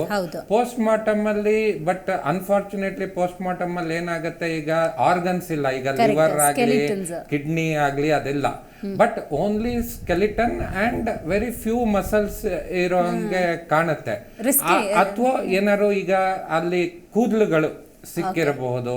ಸೊ ಫೋರೆನ್ಸಿಕ್ ಟೀಮ್ ಅದನ್ನೆಲ್ಲ ಯಾವುದೇ ಒಂದು ಇದನ್ನು ತಗೊಂಡು ಈಗ ವಾಟ್ ಈಸ್ ದ ಕಾಸ್ ಅನ್ನೋದು ಒಂದು ಇದರಲ್ಲಿ ಗೊತ್ತಾಗೇ ಆಗತ್ತೆ. ನೌಡೇಸ್ ವಾಟ್ ಇದು ಆಗ್ತಾ ಇರೋದು ಅಂದ್ರೆ psychological depression. There are various reasons for depression. ಆಮೇಲೆ ಈಗ ಡಿಪ್ರೆಷನ್ ಇದು there is no other than ಈಗ ಫೋರೆನ್ಸಿಕ್ ಇದು ಆದ್ಮೇಲೆ ಕಾರಣ ಏನು, whether it is any murder ಆಗಿದೆಯಾ, ಅದು it's a different question. Right. ನಾನು ಅದೇ ಪ್ರಶ್ನೆಗೆ ಬರ್ತಿದ್ದೆ ಸರ್. ಈಗ ಒಂದು ಇನ್ವೆಸ್ಟಿಗೇಟ್ ಮಾಡ್ತಾ ಇದ್ದಾಗ ಒಂದು ಡೆತ್ ನೋಟ್ ಸಿಕ್ಕಿದೆ, ಅದನ್ನ ನಾನು ಬದಿಗಿಟ್ಟು ಈ ಪ್ರಶ್ನೆ ಕೇಳ್ತಾ ಇದ್ದೀನಿ. ಈಗ ಅಸ್ಥಿಪಂಜರ, ಸ್ವಲ್ಪ ಮಸಲ್, ಈ ಥರದ್ದೇನೋ ಒಂದು ಸ್ವಲ್ಪ ಪಾರ್ಟ್ಸ್ ಸಿಕ್ಕಿರೋದ್ರಿಂದಾಗಿ ಈಗ ಏನೇನು ಮೆಡಿಕಲ್ ಪ್ರೊಸೀಜರ್ಸ್ ಇರುತ್ತೆ ಅದನ್ನು ಮುಗಿಸಿದ್ರೆ ಯಾವ ರೀತಿ ಸಾವಾಗಿದೆ ಅಂತ ಕಂಡುಹಿಡಿಬೋದು. ಅಂದರೆ it is a suicide or poisonous or ಅಥವಾ ಯಾರೋ ದಾರೋಡೆ ಮಾಡಕ್ ಬಂದು ಏನೋ ವ್ಯತ್ಯಾಸ ಆಗಿರೋದು, ಈ ಥರದ್ದು ಏನಾದರೂ ಆಗಿದೆ ಅಂತ ಗೊತ್ತಾಗುತ್ತೆ. ಈಗ ಏನಾಗುತ್ತೆ ಅಂದ್ರೆ, ಈಗ ಇಮಿಡಿಯೇಟ್ ಆಗಿ ಬಾಡಿ ಸಿಕ್ಕಿದ್ರೆ, ಹ್ಯಾಂಗಿಂಗ್ ಆಗಿದ್ರೆ ನಮ್ಗೆ ಎಲ್ಲ ಸ್ಟ್ರಾಂಗ್ಯುಲೇಷನ್ ಮಾರ್ಕ್ ಇರೋದು, ಅಥವಾ ಏನಾರು ಹೋಮಿಸೈಡ್ ಅಂದ್ರೆ ಯಾರು ಹೊಡೆದು ಆತರ ಆಗಿದ್ದರೆ ಅವಾಗ ನಮ್ಗೆ ಅದು ಮಾರ್ಕ್ಗಳು ಗೊತ್ತಾಗೋದು. ಈಗ but it is a very advance stage ಅಲ್ಲಿ ಇದೆ. But even then forensic examination will reveal something or the other. ಯಾಕಂದ್ರೆ ಈಗ ಏನಾರು ತುಂಬಾನೇ ಇದು ಫ್ರಾಕ್ಚರ್, ಈಗ ಏನಾರು ಹೊಡೆದು ಏನಾರು ಇದು ಆಗಿದ್ರೆ ಬೋನ್ ಸಿಕ್ಕಿರೋದ್ರಿಂದ ಬೋನ್ ಅಲ್ಲಿ ಏನಾರು ಫ್ರಾಕ್ಚರ್ಸ್ ಇದೆಯಾ ಅನ್ನೋದು ಒಂದು ಹುಡುಕ್ತಿವಿ. ಇನ್ನೊಂದು ಏನು ಅಂದ್ರೆ ಪಾಯ್ಸನ್ ಇಂದ ತಗೊಂಡಿದ್ರೆ ಆರ್ಸೆನಿಕ್ ಪಾಯ್ಸನ್, ಆ ಬೋನ್ ಇದು ಮಾಡಿದಾಗ we will know what type of poison it is. ಅದು ಒಂದು ಪಾಸಿಬಿಲಿಟಿ ಇರುತ್ತೆ. ಕರೆಕ್ಟ್. ಮಲ್ತೇಶ್, ಈಗ ಈ ಪ್ರಕರಣದ ಹಲವಾರು ಆಯಾಮಗಳನ್ನು ನೀವು ಕೂಡ ಎಕ್ಸ್ಪ್ಲೇನ್ ಮಾಡ್ತಾ ಇದ್ರಿ. ಈಗ ಮನೆಯಲ್ಲಿರುವಂತಹ ಬೇರೆ ಡಾಕ್ಯುಮೆಂಟ್ಸ್ ಇರ್ಬೋದು, ಡೆಫಿನೆಟ್ಲಿ ಆ ನಿಟ್ಟಿನಲ್ಲೂ ಒಂದಷ್ಟು ತನಿಖೆಗಳಾಗ್ತಾ ಇರತ್ತೆ. ಈಗ ಲೋಕೋಪಯೋಗಿ ಇಲಾಖೆಯಲ್ಲಿ ಕೆಲಸ ಮಾಡ್ತಿದ್ದವರು, ಇಬ್ಬರು ಮಕ್ಕಳು ಕೂಡ ವೆಲ್ ಸೆಟಲ್ಡ್ ಆಗಿದ್ದವರು, ಇಂಥ ಸಂದರ್ಭದಲ್ಲಿ ಏನಾದರೂ ವಿಲ್ ಬರೆದಿಟ್ಟಿರೋದು, ಆಸ್ತಿ ವಿಚಾರದಲ್ಲಿ ಏನಾದರೂ ಒಂದಷ್ಟು ಕ್ಲಾರಿಟಿ ಏನಾದರೂ ಸಿಗ್ತಾ ಇದೆಯಾ? ಅದ್ರ ಬಗ್ಗೆ ಏನಾದರೂ ಇನ್ಫಾರ್ಮೇಶನ್ ಇದೆಯಾ? ಒಂದು ನಮಗೆ ಈಗ ಅದೇ ಏನು ಜಗನ್ನಾಥ್ ರೆಡ್ಡಿ ಅವರ ತುಂಬಾ ಆತ್ಮೀಯ ಸ್ನೇಹಿತ ಒಬ್ರು ನಮಗೆ ಬೈಟ್ ಕೊಡ್ತಾರೆ. ಬೈಟ್ ಕೊಡುವಾಗ ಸ್ಪಷ್ಟವಾದ ಮಾಹಿತಿ ಕೊಡ್ತಾರೆ. ಅವ್ರಿಗೆ 58 ಎಕರೆ ಜಮೀನಿತ್ತು. 58 ಎಕರೆ ಜಮೀನಲ್ಲಿ ಅವರು ಒಂದ 15 ಎಕರೆ ಜಮೀನನ್ನ ಮಾರಾಟ ಮಾಡಿದ್ರು. ಇನ್ನು ಉಳಿದಂತ ಜಮೀನು ಹಾಗೆ ಉಳ್ಕೊಂಡಿದ್ದೆ. ಅಲ್ಲಿ ಬೇರೆಯವರು ಇವಾಗ ಅಲ್ಲಿ ಬೇರೆ ಏನೋ ಶೆಡ್ ಹಾಕೊಂಡು ಒಂದು ಬಿಸ್ನೆಸ್ ಅನ್ನ ಮಾಡ್ತಾರೆ.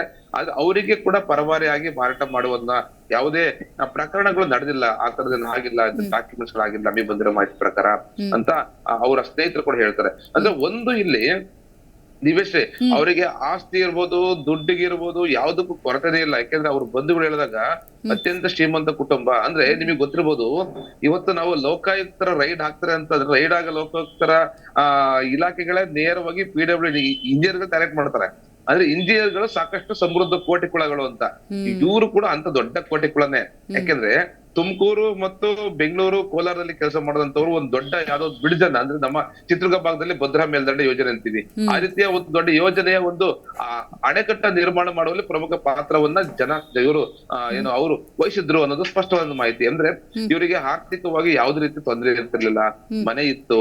ಆಮೇಲೆ ಒಂದು ಬೆಂಗಳೂರಲ್ಲೂ ಕೂಡ ಮನೆ ಇದೆ ಅನ್ನೋದೊಂದು ಮಾಹಿತಿ ನಮ್ಗೆ ಬಂದಿದೆ. ಇವಾಗ ಬೆಂಗಳೂರು ಇದ್ರಲ್ಲ, ಹಾಗಾಗಿ ಬೆಂಗಳೂರಲ್ಲೂ ಕೂಡ ಒಂದು ಸ್ವಂತ ಮನೆ ಇದೆ ಅಂತ. ಆದ್ರೆ ಅದನ್ನು ಅಧಿಕೃತವಾಗಿ, ಯಾಕೆಂದ್ರೆ ಇಡೀ ಕುಟುಂಬ ಸಾವನ್ನಪ್ಪಿರುವ ಹಿನ್ನೆಲೆಯಲ್ಲಿ ನಮಗೆ ಮಾಹಿತಿ ಕೊಡೋದಕ್ಕೆ ಯಾರು ಆಗ್ತಿಲ್ಲ.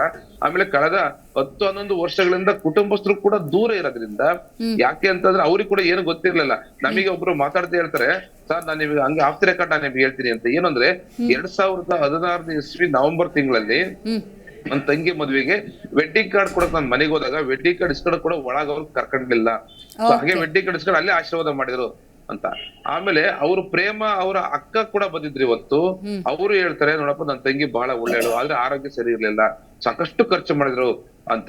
ಒಂದ್ ನಮಗೆ ಸ್ಪಷ್ಟ ಗೊತ್ತಾಗೋದು, ಡೆತ್ ನೋಟ್ ಅನ್ನ ಬರ್ತಿರ್ತೀರ ಅನ್ನೋ ಮಾಹಿತಿ. ಆದ್ರೆ SP ಅವರಾದ್ರೆ ಡೆತ್ ನೋಟ್ ಅದನ್ನ ಪರಿಗಣಿಸಕ್ ಆಗೋದಿಲ್ಲ ಅಂತ ಅದನ್ನ ಮಾಹಿತಿ ಕೊಡ್ತಾರೆ. ಒಂದು ಇಡೀ ಕುಟುಂಬದ ಮನೆಯಲ್ಲಿರುವಂತ ಮಕ್ಕಳಿಗೆ ಮದುವೆ ಆಗದೆ ಇರುವಂತದ್ದು ಮಾನಸಿಕ ವ್ಯವಸ್ಥೆಯನ್ನ ತಲ್ಲಣಗೊಳಿಸಿದೆ.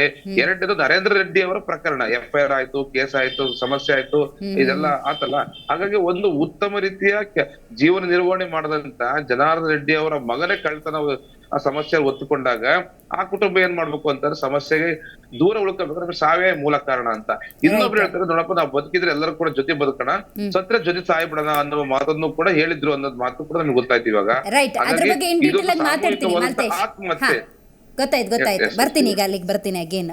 ಸರ್ ಮತ್ತೊಂದು ಆಯಾಮದ ಬಗ್ಗೆ ಹೇಳ್ತಾ ಇದ್ರಿ, ಇನ್ನೊಂದು ವಿಚಿತ್ರ ಹೇಳ್ಬೇಕಂತ. ಏನ್ ಸರ್ ಅದು? ನೀವಾಗ್ಲೇ ಹೇಳಕ್ ಹೊರಟ್ರಿ ಇನ್ನೊಂದು ಆಯಾಮ ಇದೆ ಅಂತ ಹೇಳಿ. ಅಲ್ಲ, ಈ ಡೆತ್ ನೋಟ್ನಲ್ಲಿ ಅದನ್ನ ಡೆತ್ ನೋಟ್ ಅಂತ ತೀರಾ ಪರಿಗಣಿಸಕ್ ಆಗೋದಿಲ್ಲ ಅಂತಾನೂ ಹೇಳ್ತಿದ್ದಾರೆ. ಅಲ್ಲ, ಅದನ್ನೇ ಹೇಳ್ತೇನೆ.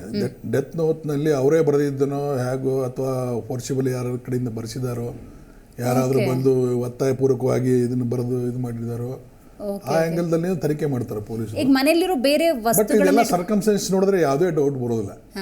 ಎಲ್ಲ ಅಂತ ಕಳ್ಳತನ ಆಗಿದ್ದು ಏನೋ ಥಿಂಗ್ಸ್ ಅದು ಹೋಗಿದ್ದು ಏನೂ ಇಲ್ಲ. ಅಲ್ಲಿ ಕಳ್ಳತನ ಆಗಿದ ಬಗ್ಗೆ ಯಾವುದು ಇದು ಇಲ್ಲ. ಈಗ ಫೋರ್ಸಿಬಲಿ ಡೆತ್ ನೋಟ್ ಬರ್ದಾರ ಅಂದ್ರೆ ಅಲ್ಲಿ ಏನಾದರೂ ಮನೆಯಲ್ಲಿ ಎಲ್ಲ ಚಲಾಪಿಲಿ ಆಗಬೇಕು, ಮನೆಯಲ್ಲಿ ಬಂಗಾರ ಅಥವಾ ಏನಾದರೂ ಕಳ್ಳತನ ಆಗಿರಬೇಕು. ಅಲ್ಲ ಸರ್, ಈಗ ಸಾವಿಗೆ ನಿರ್ಧಾರ ಮಾಡ್ತಾರೆ, ಬದುಕಿದ್ರು ಒಟ್ಟಿಗೆ ಸಾಯೋದಾದ್ರೂ ಒಟ್ಟಿಗೆ ಅನ್ನೋ ನಿರ್ಧಾರಕ್ಕೆ ಬರಬೇಕು ಅಂದ್ರೆ ಅದಕ್ಕೂ ತಾಕತ್ ಬೇಕು, ಧೈರ್ಯ ಬೇಕಾಗುತ್ತೆ. ಸಮಸ್ಯೆಗಳು ಬಹಳ ಇದಾವಲ್ಲ. ಅಲ್ಲ, ಈಗ ಕಡೆ ಪಕ್ಷ ಆಸ್ತಿನ ಅನಾಥಾಲಯಕ್ಕೆ ಬರೆಯೋದು, ಒಂದು ವಿಲ್ ಬರೆಯೋದು, ಈ ತರದೇನು ಮಾಡಿರಲ್ವಾ? ವಿಲ್ ಇಲ್ಲ, ಆ ಟೈಮ್ನಲ್ಲಿ ಎಲ್ಲಿ ಬರ್ಲಿಕ್ಕೆ ಹೋಗ್ತಾರೋ ಅಲ್ಲ, ಗೊತ್ತಿಲ್ಲ ಸರ್. ಅಂದ್ರೆ ಬಿಫೋರ್ ಅವ್ರು ಏನು ಹಂಗೆ ಥಿಂಕ್ ಮಾಡೋದಿಲ್ಲ, ವಿಲ್ ಏನು ಬರ್ಲಿಕ್ಕೆ ಹೋಗೋದಿಲ್ಲ. ಅವ್ರಿಗೆ ಜೀವನದಲ್ಲಿ ಜಿಗುಪ್ಸೆ ಬಂದ್ಬಿಟ್ಟಿದೆ. ಈಗ ಆಗಲೇ ಹೇಳದ್ನಲ್ಲ, ಮಕ್ಕಳದ್ದು ಮದುವೆ ಆಗಿಲ್ಲ, ಅನಾರೋಗ್ಯ, 2 ಕೋಟಿ ಖರ್ಚು ಮಾಡಿದ್ದಾರೆ, ಆದರೂ ರಿಪೇರಿ ಇದು ಹುಷಾರಾಗಿಲ್ಲ. ಸೊ ಮಗ ಒಬ್ಬ ಕಳ್ಳತನ ಮಾಡಿ ಸಿಕ್ಕೊಂಬಿದ್ದು, ಅವನು ಜೈಲಿಗೆ ಹೋಗಿ ಬಂದ. ಸೊ ಇವೆಲ್ಲ ಆಮೇಲೆ ಫ್ಯಾಮಿಲಿಯಿಂದ ಅಥವಾ ಸಾರ್ವಜನಿಕರಿಂದ ಕಂಪ್ಲೀಟ್ ಐಸೋಲೇಟೆಡ್ ಆಗಿದ್ದಾರೆ, ಯಾರ ಜೊತೆಗೂ ಸಂಪರ್ಕ ಇಲ್ಲ. ಅಂದ್ರೆ ಗೌರವ ಕಂಜು ಕುಟುಂಬ, ಗೌರವ ಅಲ್ಲ, ಅದು ಏನೋ ಇದು ಏನೋ ಮಗನ ವಿಷಯದಲ್ಲಿ ಅದ್ಯಾವ್ದು ಬಿಡಿ. ಕಳ್ಳತನ ಮಾಡಿದ್ರೆ ಅವ್ನು ಮಾಡಿರ್ತಾನೆ, ಮಗ ವಿಷಯ ಇವ್ರಿಗೇನು ಸಂಬಂಧ ಅದಕ್ಕೆ ಅಲ್ವಾ? ಮಗ ಮಾಡಿದ್ರೆ ಇವ್ರಿಗೆ ಅದೇ ಸಂಬಂಧ. ಅವ್ನ ಮಗ ಚಿಕ್ಕ ಮಗನಲ್ಲ, ಚಿಕ್ಕ ಮಗ ಅಂದ್ರೆ ಅದೇ ಇಲ್ಲ. ಎಲ್ಲರೂ 50 ವರ್ಷದ ಮೇಲಿನ ಇದ್ದಾರೆ. ಅದೇಗೆ ಮಗ ಮಾಡಿದಾನೆ, ನಮ್ದು ಮರೆ ಅದಾಯ್ತು ಅಂತಾನು ಕೆಲವರು ಆತರನು ಮಾನಸಿಕ ಹಾಗೇನ ಕಂಡು ಬರೋದಿಲ್ಲ. ಬಟ್ ಸಮಸ್ಯೆಗಳು ಬಹಳ ಇದಾವೆ ಅವ್ರು ಕುಟುಂಬ ಬಹಳ ಸಾಕಷ್ಟು ಸಮಸ್ಯೆ ಇದಾವೆ. ಜೊತೆಗೆ ಈ ಕರೋನಾ ಒಂದು ಬಂದಿರಬೇಕು, ಅದು ಇರ್ರಿಪೇರೇಬಲ್ ಅಂತ ಅವ್ರಿಗೆ ಅನಿಸಿರ್ಬೇಕು, ಅದು ಭಯ ಬಿದ್ದಿರಬೇಕು. ಅದಕ್ಕೆ ಎಲ್ಲರೂ ಕೂಡ ಸತ್ಬೋಣ ಅಂತ ಸೂಸೈಡ್ ಮಾಡಿದ್ರು ಮಾಡ್ಕೊಂಡಿರ್ಬೋದು. ಇನ್ನು ಪೊಲೀಸ್ ಆ್ಯಂಗಲ್ ಪ್ರಕಾರ ಅಂದರೆ ಈಗ ಡಾಕ್ಟರ್ ಹೇಳಿದ್ರ ಪ್ರಕಾರ ಅದೇ ಇಂಥ ಕೇಸ್ನ ಹೆಂಗ್ ಸರ್ ಹ್ಯಾಂಡಲ್ ಮಾಡೋದು? FSL ದವ್ರು ಕರೆಸ್ತಾರೆ, ಸ್ಪಾಟಿಗೆ ಕರೆಸ್ತಾರೆ. ಅಲ್ಲಿ ಏನು ಇರುವುದಿಲ್ಲ, ಎಲ್ಲ ಬರೇ ಸ್ಕೆಲ್ಟನ್ ಇದೆ ಮಾತ್ರ ಇದೆ. ಅದು DNA ಟೆಸ್ಟ್ ಮಾಡಿಸ್ತಾರೆ. DNA ದಿಂದ ಗಂಡು ಹೆಣ್ಣು ಯಾವುದು ಗೊತ್ತಾಗ್ತದೆ, ಯಾವ ಬೋನು ಯಾವ ಇದ್ರದ್ದು ಗೊತ್ತಾಗ್ತದೆ. ಆ ಬೋನಲ್ಲಿ ಕೆಲವೊಂದು ಇದು ಇರ್ತವೆ, ಕೆಮಿಕಲ್ಸ್ ಸಿಗ್ತವೆ. ಏನಾದರೂ ಹಾಗೇನಾದರೂ ಸುಸೈಡ್ ಮಾಡ್ಕೊಂಡಿದ್ರೆ ವಿಷ ತಗೊಂಡು ಅದು ಸಿಗ್ಬಹುದು. ಇದು ಆಮೇಲೆ ಕೂದಲದಿಂದ ಯಾವುದು ಇದನ್ನು ಗೊತ್ತಾಗ್ತದೆ. ಸೊ ಇವೆಲ್ಲ ಪರಿಸ್ಥಿತಿಗಳನ್ನ ನೋಡಿದ್ರೆ ಇದು ನ್ಯಾಚುರಲ್ ಅಂತ ಅನಿಸ್ತದೆ ನನ್ನ ಲೆಕ್ಕದಲ್ಲಿ. ಇದು ಸುಸೈಡ್ ಇದ್ದೇ ಆಗಿರಬಹುದು. ಪೊಲೀಸರು ತನಿಖೆ ಮಾಡ್ತಾರೆ, FSL ದವ್ರು ಬಂದಿದ್ದಾರೆ, ರಿಪೋರ್ಟ್ ಕೊಡ್ತಾರೆ. ಈ 3-4 ವರ್ಷ ಅಂತಂದ್ರೆ ಅದು ಏನು ಉಳಿದಿರೋದಿಲ್ಲ ಅದರಲ್ಲಿ, ಏನು ಉಳಿದಿರೋದಿಲ್ಲ. ಬರೀ ಸ್ಕೆಲ್ಟನ್ ಮೇಲೆ ಅವರು ತನಿಖೆ ಮಾಡಬೇಕು, ಕೂದಲ ಮೇಲೆ ತನಿಖೆ ಮಾಡಬೇಕು. ಮತ್ತು ಅವ್ರ ಜೊತೆಗೆ ಏನಾದರೂ ಅಲ್ಲಿ ಸೀನ್ ಆಫ್ ಅಫೆನ್ಸ್ದಲ್ಲಿ ಪರಿಸರ ಸ್ಥಳದಲ್ಲಿ ಏನಾದರೂ ಥಿಂಗ್ಸ್ ಸಿಗ್ತಾವೆ ನೋಡಿದ್ದಾರೆ. ಸಿಕ್ಕಾಪಟ್ಟೆ ಔಷಧಿಗಳು ಇದ್ದವಂತೆ, ಟ್ಯಾಬ್ಲೆಟ್ಸ್ ಇದ್ದವಂತೆ. ಅವೆಲ್ಲ ನೋಡಿದ್ರೆ ಸಾಕಷ್ಟು ಅನಾರೋಗ್ಯದಿಂದ ಬಳಲಿದ್ದಾರೆ. ಏನು ಇಂಥ ಇದರಲ್ಲಿ ಬದುಕಿರ ಏನು ಪ್ರಯೋಜನ ಅಂತ ತಿಳ್ಕೊಂಡು ಎಲ್ಲರೂ ಸೇರಿ ಈ ಥರ ಡಿಸಿಷನ್ ತೊಗೊಂಡಿರ್ಬೇಕು ನನ್ನ ಲೆಕ್ಕದಲ್ಲಿ. ಗೊತ್ತಾಯ್ತು. ರೈಟ್ ಸರ್, ಮಾತಾಡ್ತೀನಿ. ಈಗ ಸರ್, ಮನುಷ್ಯನ ದೇಹ ರಚನೆ ಮತ್ತು ಸಾವು ಸಂಭವಿಸಿದಾಗ ಅಂದಾಗ ಏನೇನು ಚೇಂಜಸ್ ಆಗುತ್ತೆ ಬಾಡಿಲಿ ಅಂತ ಎಕ್ಸ್ಪ್ಲೇನ್ ಮಾಡ್ಬೋದು. ಯಾಕಂತ ಹೇಳಿದ್ರೆ ಒಂದು ಸಾವು ಸಂಭವಿಸ್ತು ಅಂದಾಗ ಇಮಿಡಿಯೇಟ್ ಅದನ್ನು ಸ್ಮೆಲ್ ಬರಬಾರ್ದು ಅಂತ ಹೇಳಿ ಒಂದಷ್ಟು ಪ್ರೊಟೆಕ್ಟ್ ಮಾಡೋದಿರ್ಬೋದು, ಐಸ್ಗಳನ್ನು ಇಡೋದು, ಈ ಥರದ್ದು ನಾವು ಕೇಳ್ತೀವಿ, ಕೆಲವೊಂದು ಸತಿ ಮಾಡ್ತೀವಿ ಏನಾದರೂ ವ್ಯತ್ಯಾಸ ಆದಾಗ. ಸೊ ಅದನ್ನು ಸ್ವಲ್ಪ ಎಕ್ಸ್ಪ್ಲೇನ್ ಮಾಡಿ ಸರ್. ಈಗ ಏನಾಗುತ್ತೆ, ಒಂದು ಯಾವುದೇ ಸಾವು ಆಗಿದ ತಕ್ಷಣ ವಿತಿನ್ 15 minutes ಎಲ್ಲ ಕೋಲ್ಡ್ ಆಗೋಗುತ್ತೆ. When we are alive body warm ಇರುತ್ತೆ. ಕರೆಕ್ಟ್. ಸತ್ತ ಆದಮೇಲೆ ರಕ್ತ ಚಲನೆ ನಿಂತಾಗ ಎಲ್ಲ ಕೋಲ್ಡ್ ಆಗುತ್ತೆ. ದಟ್ ಈಸ್ ಅದು. ಅದಕ್ಕೆ ನಾವು ಆಮೇಲೆ ಈಗ ನಮ್ಮ ಬಾಡಿ ಎಲ್ಲ ಈಗ ಮೂವ್ಮೆಂಟ್ ಇರುತ್ತೆ. ಡೆತ್ ಆದಮೇಲೆ ವಿತಿನ್ 15 minutes ಫುಲ್ ಟೈಟ್ ಆಗೋಗುತ್ತೆ. That is what we call as rigor mortis. So ಇದು ಆಮೇಲೆ ಬಾಡಿ 1 hour 2 hours ಆಗ್ತಾ ಇದ್ದಂಗೆ ಸ್ವೆಲ್ಲಿಂಗ್ ಆಗತ್ತೆ. ದಟ್ ಈಸ್ ವೈ ಈಗ ನಾರ್ಮಲಿ ನಾವೇನ್ ಮಾಡ್ತೀವಿ, ಈಗ ವಿ ಕೀಪ್ ದ ಬಾಡಿ, ಈಗ ಡೆತ್ ಆದ್ಮೇಲೆ ನಾರ್ಮಲ್ ಫಿನಾಮಿನನ್ ಅಲ್ಲಿ ಏನ್ ಮಾಡ್ತೀವಿ, ಈಗ ಮುಂಚೆ ಹಳೆ ಕಾಲದಲ್ಲಿ ಹಂಗೆ ಇಡ್ತಾ ಇದ್ರು, ಸ್ಮೆಲ್ ಬರುತ್ತೆ ಅಂತ. ಈಗ ನಾವೇನ್ ಮಾಡ್ತೀವಿ, ಮಾರ್ಚುರಲ್ಲಿ ಇಡ್ತೀವಿ, ಪ್ಲಸ್ ಎಂಬಾಮ್ಲಿಂಗ್ ಅಂತ ಮಾಡ್ತೀವಿ. ಅದು ಆ ಎಂಬಾಮ್ಲಿಂಗ್ ಮಾಡಿದಾಗ ಏನಾಗುತ್ತೆ, ಒಂದು ಕೆಲವು ಎಲ್ಲ ಇದು ಕೊಟ್ಟಾಗ ಆ ಸ್ಮೆಲ್ ಬರಲ್ಲ. ಆಮೇಲೆ ನೀವೇನ್ ನಾವು ಈಗ ಈ ಎಲ್ಲ ಯಾವ್ದೇ ಇದು ಬಾಡಿ ನೋಡಿದಾಗ ಈ before the last rights we keep it in ice box.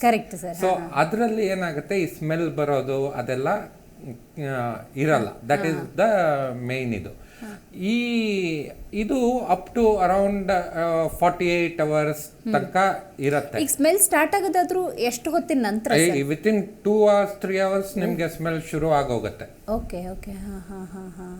ಈಗ ಕೆಲವು ಕಡೆ, ಈಗ ಊರುಗಳಲ್ಲಿ ಅಥವಾ ಇಲ್ಲೂ ಸಾವುಗಳು ಸಂಭವಿಸಿದಾಗ ರಿಚುವಲ್ಸ್ ಮಾಡೋದಕ್ಕಂತಾನೆ ಈಗ ಬಾಡಿನ ಇಟ್ಕೋತಾರಲ್ಲ, ಬಟ್ ಆ ಟೈಮಲ್ಲಿ ಸ್ಮೆಲ್ ಬರ್ತಿರುತ್ತಲ್ಲ, ಅದನ್ನೆಲ್ಲ ಹೆಂಗೆ ಮೇಂಟೈನ್ ಮಾಡಿ? ಅದಕ್ಕೇನೆ ನೀವು ನೋಟಿಸ್ ಮಾಡ್ಬೋದು, ಮುಂದೆನೆ ಅಗರಬತ್ತಿ ತುಂಬಾ ಹಾಕಿರ್ತಾರೆ.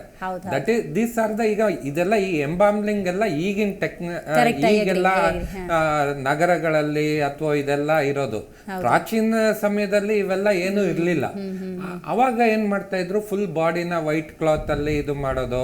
ಆಮೇಲೆ ಅದಕ್ಕೆ ಹೂವಿನ ಹಾರಗಳು, ಏನಕ್ಕೆ ಹೂವಿನ ಹಾಕೋದು ಅಂದ್ರೆ ಅದರ ಸುಗಂಧ ಬರೋದು. ಆಮೇಲೆ ಮುಂಚೆ ಎಲ್ಲ ಇಷ್ಟೊತ್ತು ಬಾಡಿನ ಇಡ್ತಾ ಇರ್ಲಿಲ್ಲ. ಈಗ ಏನು ಅಂದ್ರೆ ಮಕ್ಕಳು ಅಮೆರಿಕಲ್ಲಿರೋದು ಅಥವಾ ಎಲ್ಲೋ ಇರೋದು, ಅವ್ರು ಬರೋ ತನಕ ಬಾಡಿ ಇಡಬೇಕು, ಆ ಇದು ಮುಂಚೆ ಎಲ್ಲ ಇರ್ಲಿಲ್ಲ. ಮುಂಚೆ ಎಲ್ಲ ನಮಗ್ ಗೊತ್ತಾಗ್ತಾ ಇದ್ದಂಗೆ ಮಧ್ಯಾಹ್ನ ಅಥವಾ ಬೆಳಗ್ಗೆ ಡೆತ್ ಆದ್ರೆ ವಿತಿನ್ ಸನ್ಸೆಟ್ ಆಗೋರ್ಗೆ ಅದನ್ನ ನಾವು ಇದನ್ನ ಕ್ರಿಮೇಟೋರಿಯಂ ಮುಗಿಸ್ಬಿಡ್ತಾ ಇದ್ದೆ. ಬಟ್ ಈಗ ಅದು ಈ ಕಾರಣಾಂತರವಾಗಿ ಇದು ಆಗ್ತಾ ಇದೆ. ಸೊ ಈ ಪ್ರಾಚೀನ ಟೈಮಲ್ಲಿ ಏನಿರತ್ತೋ, ಈ ಹೂವಿನ ಹಾರ ಹಾಕೋದು, ಆಮೇಲೆ ಅಗರಬತ್ತಿ ಇಡೋದು, ಅದರಿಂದ ಎಲ್ಲ ಸ್ಮೆಲ್ಗಳು ಕಮ್ಮಿ ಆಗೋದು. ಬಟ್ ಈಗ ಎಂಬಾಮ್ಲಿಂಗು, ಅದರಿಂದ we prevent those things. Sir, ಈಗ ಯಾವ ಸ್ಥಿತಿಯಲ್ಲಿ ಪೋಸ್ಚರ್ ಇತ್ತು ಅಂತ ಏನಾದರೂ ಗೊತ್ತಾಗುತ್ತೆ? ಈಗ ಅಸ್ಥಿಪಂಜರಗಳು ಯಾವ ಸ್ಥಿತಿಯಲ್ಲಿದ್ದವು, ಈಗ ಏನೋ ಪಾಯ್ಸನ್ ತೊಗೊಂಡಿದ್ದಾರೆ ಅಂತ ಹೇಳಿದ್ರು ಒದ್ದಾಡಿರ್ತಾರೆ ಆ ಕ್ಷಣಕ್ಕೆ, ಅದೆಲ್ಲ ಇವಾಗ ಗೊತ್ತಾಗಕ್ಕೆ ಸಾಧ್ಯ ಇಲ್ಲ ಅಲ್ವಾ? ಯಾಕೆಂದ್ರೆ ಅವೆಲ್ಲ ಅಸ್ಥಿಪಂಜರ ಬರೀ ಸ್ಕಲ್ಟನ್ಗೆ ಬಿದ್ದಿದ್ರೆ ಪುಡಿ ಪುಡಿಯಾಗಿ ಬಿದ್ದಿರ್ತಾವ. ಇಲ್ಲ, ಅದು ಹೊಡೆದ್ರೆ ಬಡದ್ರೆ ಪುಡಿ ಫ್ರಾಕ್ಚರ್ ಗಿಕ್ಚರ್ ತರ ಆದ್ರೆ ಬೋನ್ ಕಟ್ ಆಗ್ತದೆ, ಮಾರ್ಕ್ ಬೀಳ್ತವೆ. ಸ್ಕಲ್ ನಲ್ಲಿ ಏನಾದರೂ ಹೊಡೆದಿದ್ರೆ ಅಲ್ಲಿನೂ ಗಾಯ ಆಗುತ್ತದೆ. ಈಗ ನೋಡಿ, ನಾವು ಪಿರಾಮಿಡ್ ನಲ್ಲಿ ನೋಡ್ತೇವೆ ಡೆಡ್ ಬಾಡಿ ತೆಗೆದಾಗ 100,000 ವರ್ಷದ ಡೆಡ್ ಬಾಡಿ ತೆಗೆದ್ರು ಹಂಗೆ ಇರ್ತದೆ. ಅದರಲ್ಲಿನೂ ಪಾಯ್ಸನ್ ತಗೊಂಡು ಸತ್ತಾನ ಅಂತ ಅನ್ನೋದು ಡಿಟೆಕ್ಟ್ ಆಗ್ತದೆ ಬಿಕಾಸ್ ಆಫ್ ಬೋನ್ ಇದರಲ್ಲಿ. ಆಮೇಲೆ ಇದ್ರ ಕೂದಲ ಮೇಲೆ ಅವ್ದು ಏಜು ಗೀಜು ಎಲ್ಲ ಕಂಡು ಹಿಡಿತಾರೆ. ಇದು ಈ ತರ ಇವನ್ ಸ್ಕಲ್ ನಲ್ಲಿ ಏನಾದ್ರು ಗಾಯ ಆದ್ರೆ ಹೊಡೆದು ಕೊಂದಿದ್ದಾರೆ ಅಂತ. ವಾಟ್ ಐ ಥಿಂಕ್ ಈಗ ಏನ್ ಮಾಡಬಹುದು ಅಂತಂದ್ರೆ, ಒಂದು ಆಸ್ ಪರ್ ದ ಲಾ ಈಗ ಆ ಬಾಡಿಗಳು ಇವ್ರದ್ದೇ ಅಂತ ಐಡೆಂಟಿಫೈ ಮಾಡಬೇಕು. ಅದಕ್ಕೆ DNA testing, hair and the skeleton ಅದು ಒಂದು ಪತ್ತೆ ಆಗುತ್ತೆ. ಇನ್ನೊಂದು ಏನಾದ್ರು poison, obviously it looks like a ಪಾಯ್ಸನ್ನೇ ತಗೊಂಡಿರ್ಬೇಕು ಅಂತ ಅನ್ಸತ್ತೆ. ಯಾವ ಪಾಯ್ಸನ್ ತಗೊಂಡಿರ್ಬೋದು ಅಂತ ಇಟ್ ಬೋನ್ ಅನಾಲಿಸಿಸ್ ಇಂದ ಗೊತ್ತಾಗ್ತದೆ. ಇಲ್ಲ, ಇವನ್ ಅಲ್ಲಿ ಸಿಕ್ಕಿದಾವೆ ಎಲ್ಲ ಟ್ಯಾಬ್ಲೆಟ್ಸ್, ಬಾಟ್ಲಿಗಳು ಇಟ್ಲಿಗಳೆಲ್ಲ tablets bottle even they were unwell, so they were taking those tablets. ಅಲ್ಲ, ಪಾಯ್ಸನ್ ತಗೊಂಡಿದ್ರೆ ಅದು ಬಾಟ್ಲಲ್ಲಿ ಇರ್ತದಲ್ಲ, ಬಾಟ್ಲಿ ಸಿಗ್ತದಲ್ಲ, ಸ್ಪಾಟ್ ನಲ್ಲಿ ಬಿದ್ದಿರ್ತದೆ. ಯಾರು ತಗೊಂಡು ಯಾರು ಮತ್ತೆ ರಕ್ಷಣೆ ಮಾಡೋಕ್ಕೂ ಬಂದಿಲ್ಲ, ಅದನ್ನ ಯಾರು ತಗೊಂಡು ಹೋಗಿರಲ್ಲ, ಯಾರು ನೋಡಿಲ್ಲ, ಯಾರು ಒಳಗೆ ಎಂಟ್ರ್ ಆಗಿಲ್ಲ, ಎಲ್ಲ ಅಲ್ಲೇ ಬಿದ್ದಿದ್ದಾವೆ.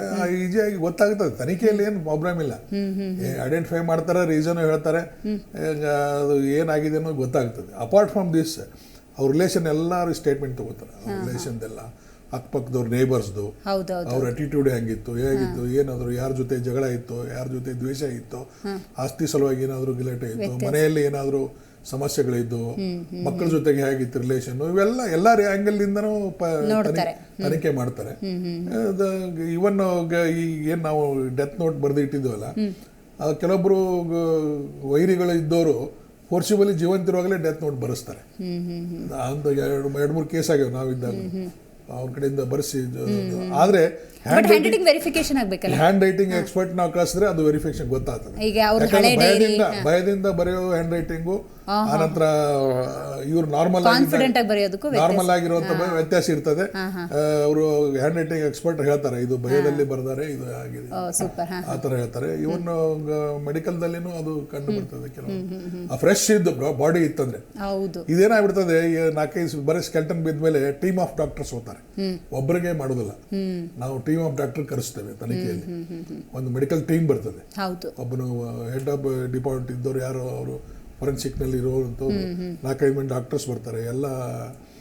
ಎಲ್ಲ ಇದ್ರದ್ದು ಎಲ್ಲ ಸಬ್ಜೆಕ್ಟ್ ನಲ್ಲಿ ಎಕ್ಸ್ಪರ್ಟ್ಸ್ ಇದ್ದವರು ಬಂದು ಅದನ್ನ ಸ್ಪಾಟ್ ನೋಡಿ ಇದೆಲ್ಲ ಗಂಟೆ ಮೂಟೆ ಕಟ್ಕೊಂಡು ಹೋಗಿ ಇದು ಮಾಡಿ. ನಾವೇನು ಬಾಡಿ ಒಮ್ಮೆ ಕೆಲವೊಂದು ಇದರಲ್ಲಿ ನಾರ್ಮಲ್ ಡೆತ್ ಆಗಿದೆ ಅಂತ ಹೇಳೋದು ಕಂಪ್ಲೇಂಟ್ ಕೊಡ್ತಾರೆ ಕೆಲವೊಂದು ಕೇಸ್ಗಳಲ್ಲಿ. ಆದ್ರೆ ನೋಡಿದ್ರೆ ಪಾಯ್ಸನ್ನು ಅಥವಾ ಹೊಡೆದು ಕೊಂದಿದ್ದು ಇರ್ತದೆ. ಅದನ್ನ ಮುಚ್ಚಾಕ್ಲಿಕ್ಕೆ ಇವ್ರು ಏನಾದ್ರು ಒಂದು ಇದು ಮಾಡ್ತಾರೆ. ಕೊನೆಗೆ ಡೆಡ್ ಬಾಡಿ ಹೋಗಿದ್ದನ್ನ ನಾವು ಎಕ್ಸ್ಯೂಮ್ ಮಾಡ್ತೇವೆ. ಅದು AC ಅಥವಾ ತಹಸೀಲ್ದಾರ್ ಕರೆಸಿ ಅದನ್ನ ಅವನ ಸಮಕ್ಷ ಡೆಡ್ ಬಾಡಿ ಎಕ್ಸ್ಯೂಮ್ ಮಾಡಿ, ಅವಾಗ ನಾವು ಟೀಮ್ ಆಫ್ ಡಾಕ್ಟರ್ಸ್ ಬರ್ತಾರೆ ಅದನ್ನ ಪೋಸ್ಟ್ ಮಾರ್ಟಮ್ ಮಾಡ್ಲಿಕ್ಕೆ. ಒಬ್ಬ ಡಾಕ್ಟರ್ ಬರೋದಿಲ್ಲ, ಎಲ್ಲ ರೀತಿಯ ಎಲ್ಲ ಎಕ್ಸ್ಪರ್ಟ್ಸ್ ಇರ್ತಾರೆ. ಬಂದು ಅದನ್ನ ವೆರಿಫೈ ಮಾಡಿ ಅದನ್ನ ನೋಡಿಕೊಂಡು ಅದು ವಿತಿನ್ 3 months ಆದ್ರೆ ಅದು ಎಲ್ಲ ಸಿಗ್ತದೆ, ರೀಸನ್ ಎಲ್ಲ ಗೊತ್ತಾಗಬಹುದು. ಎಲ್ಲ ಒಳಗಿಂದೆಲ್ಲ ಇಂಟ್ಯಾಕ್ಟ್ ಇರ್ತದೆ, ಸ್ವಲ್ಪ ಸೋರು ಇರ್ತದೆ, ಆದ್ರೂ ಸಿಗ್ತದೆ. ಬಟ್ 3 months ಆದ್ಮೇಲೆ ಕಷ್ಟ. ಈಗ ಡಾಕ್ಟರ್ ಹೇಳಿದ್ರು ಎಂಬೋಜಿಂಗ್, ನಾವು ಫಾರಿನ್ ದಲ್ಲಿ ಸತ್ತಿದ್ದು ನಾವು ತರಿಸ್ಬೇಕಾದ್ರೆ ಎಂಬೋಜಿಂಗ್ ಮಾಡ್ತೇವೆ. ಇವನ್ ಇಂದಿರಾ ಗಾಂಧಿಗೂ ಮಾಡಿದ್ರಲ್ಲ, 7 ದಿವಸ ಇಡ್ಬೇಕಾದ್ರೆ ಅದು ಮಾಡೇ ಇಟ್ಟಿದ್ರು.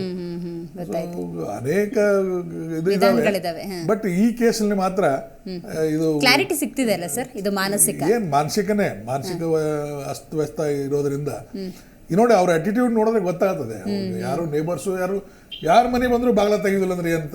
ಹೌದು. ಈಗ ಮಾಲ್ತೇಶ್ ಹೇಳ್ತಾ ಇರಲ್ಲ, ಪತ್ರಿಕೆ ಕೊಡಕ್ ಬಂದ್ರು ಬಾಗ್ಲಲ್ಲೇ ಮಾತಾಡ್ಸ್ ಕಳ್ಸೋದು, ಇದೆಲ್ಲ ನೋಡಿದ್ರೆ ಜಿಗುಪ್ಸೆ ಒಂದೇ ಮಾಡ್ಕೊಂಡಿದ್ದಾವೆ. ರೈಟ್ ಸರ್, ಮಾತಾಡ್ತೀವಿ. ಅನೇಕ ಸಮಸ್ಯೆಗಳನ್ನ ಅವು ಸಾಲ್ವ್ ಆಗಲಾರ್ದಕ್ಕೆ, ಅವು ಬಗೆಹರಿದ ಸಾಲ್ವ್ ಆಗದಿರುವಂತ ಸಮಸ್ಯೆಗಳು ಇದ್ದದಕ್ಕೆ they might have taken this decision ಅಂತ.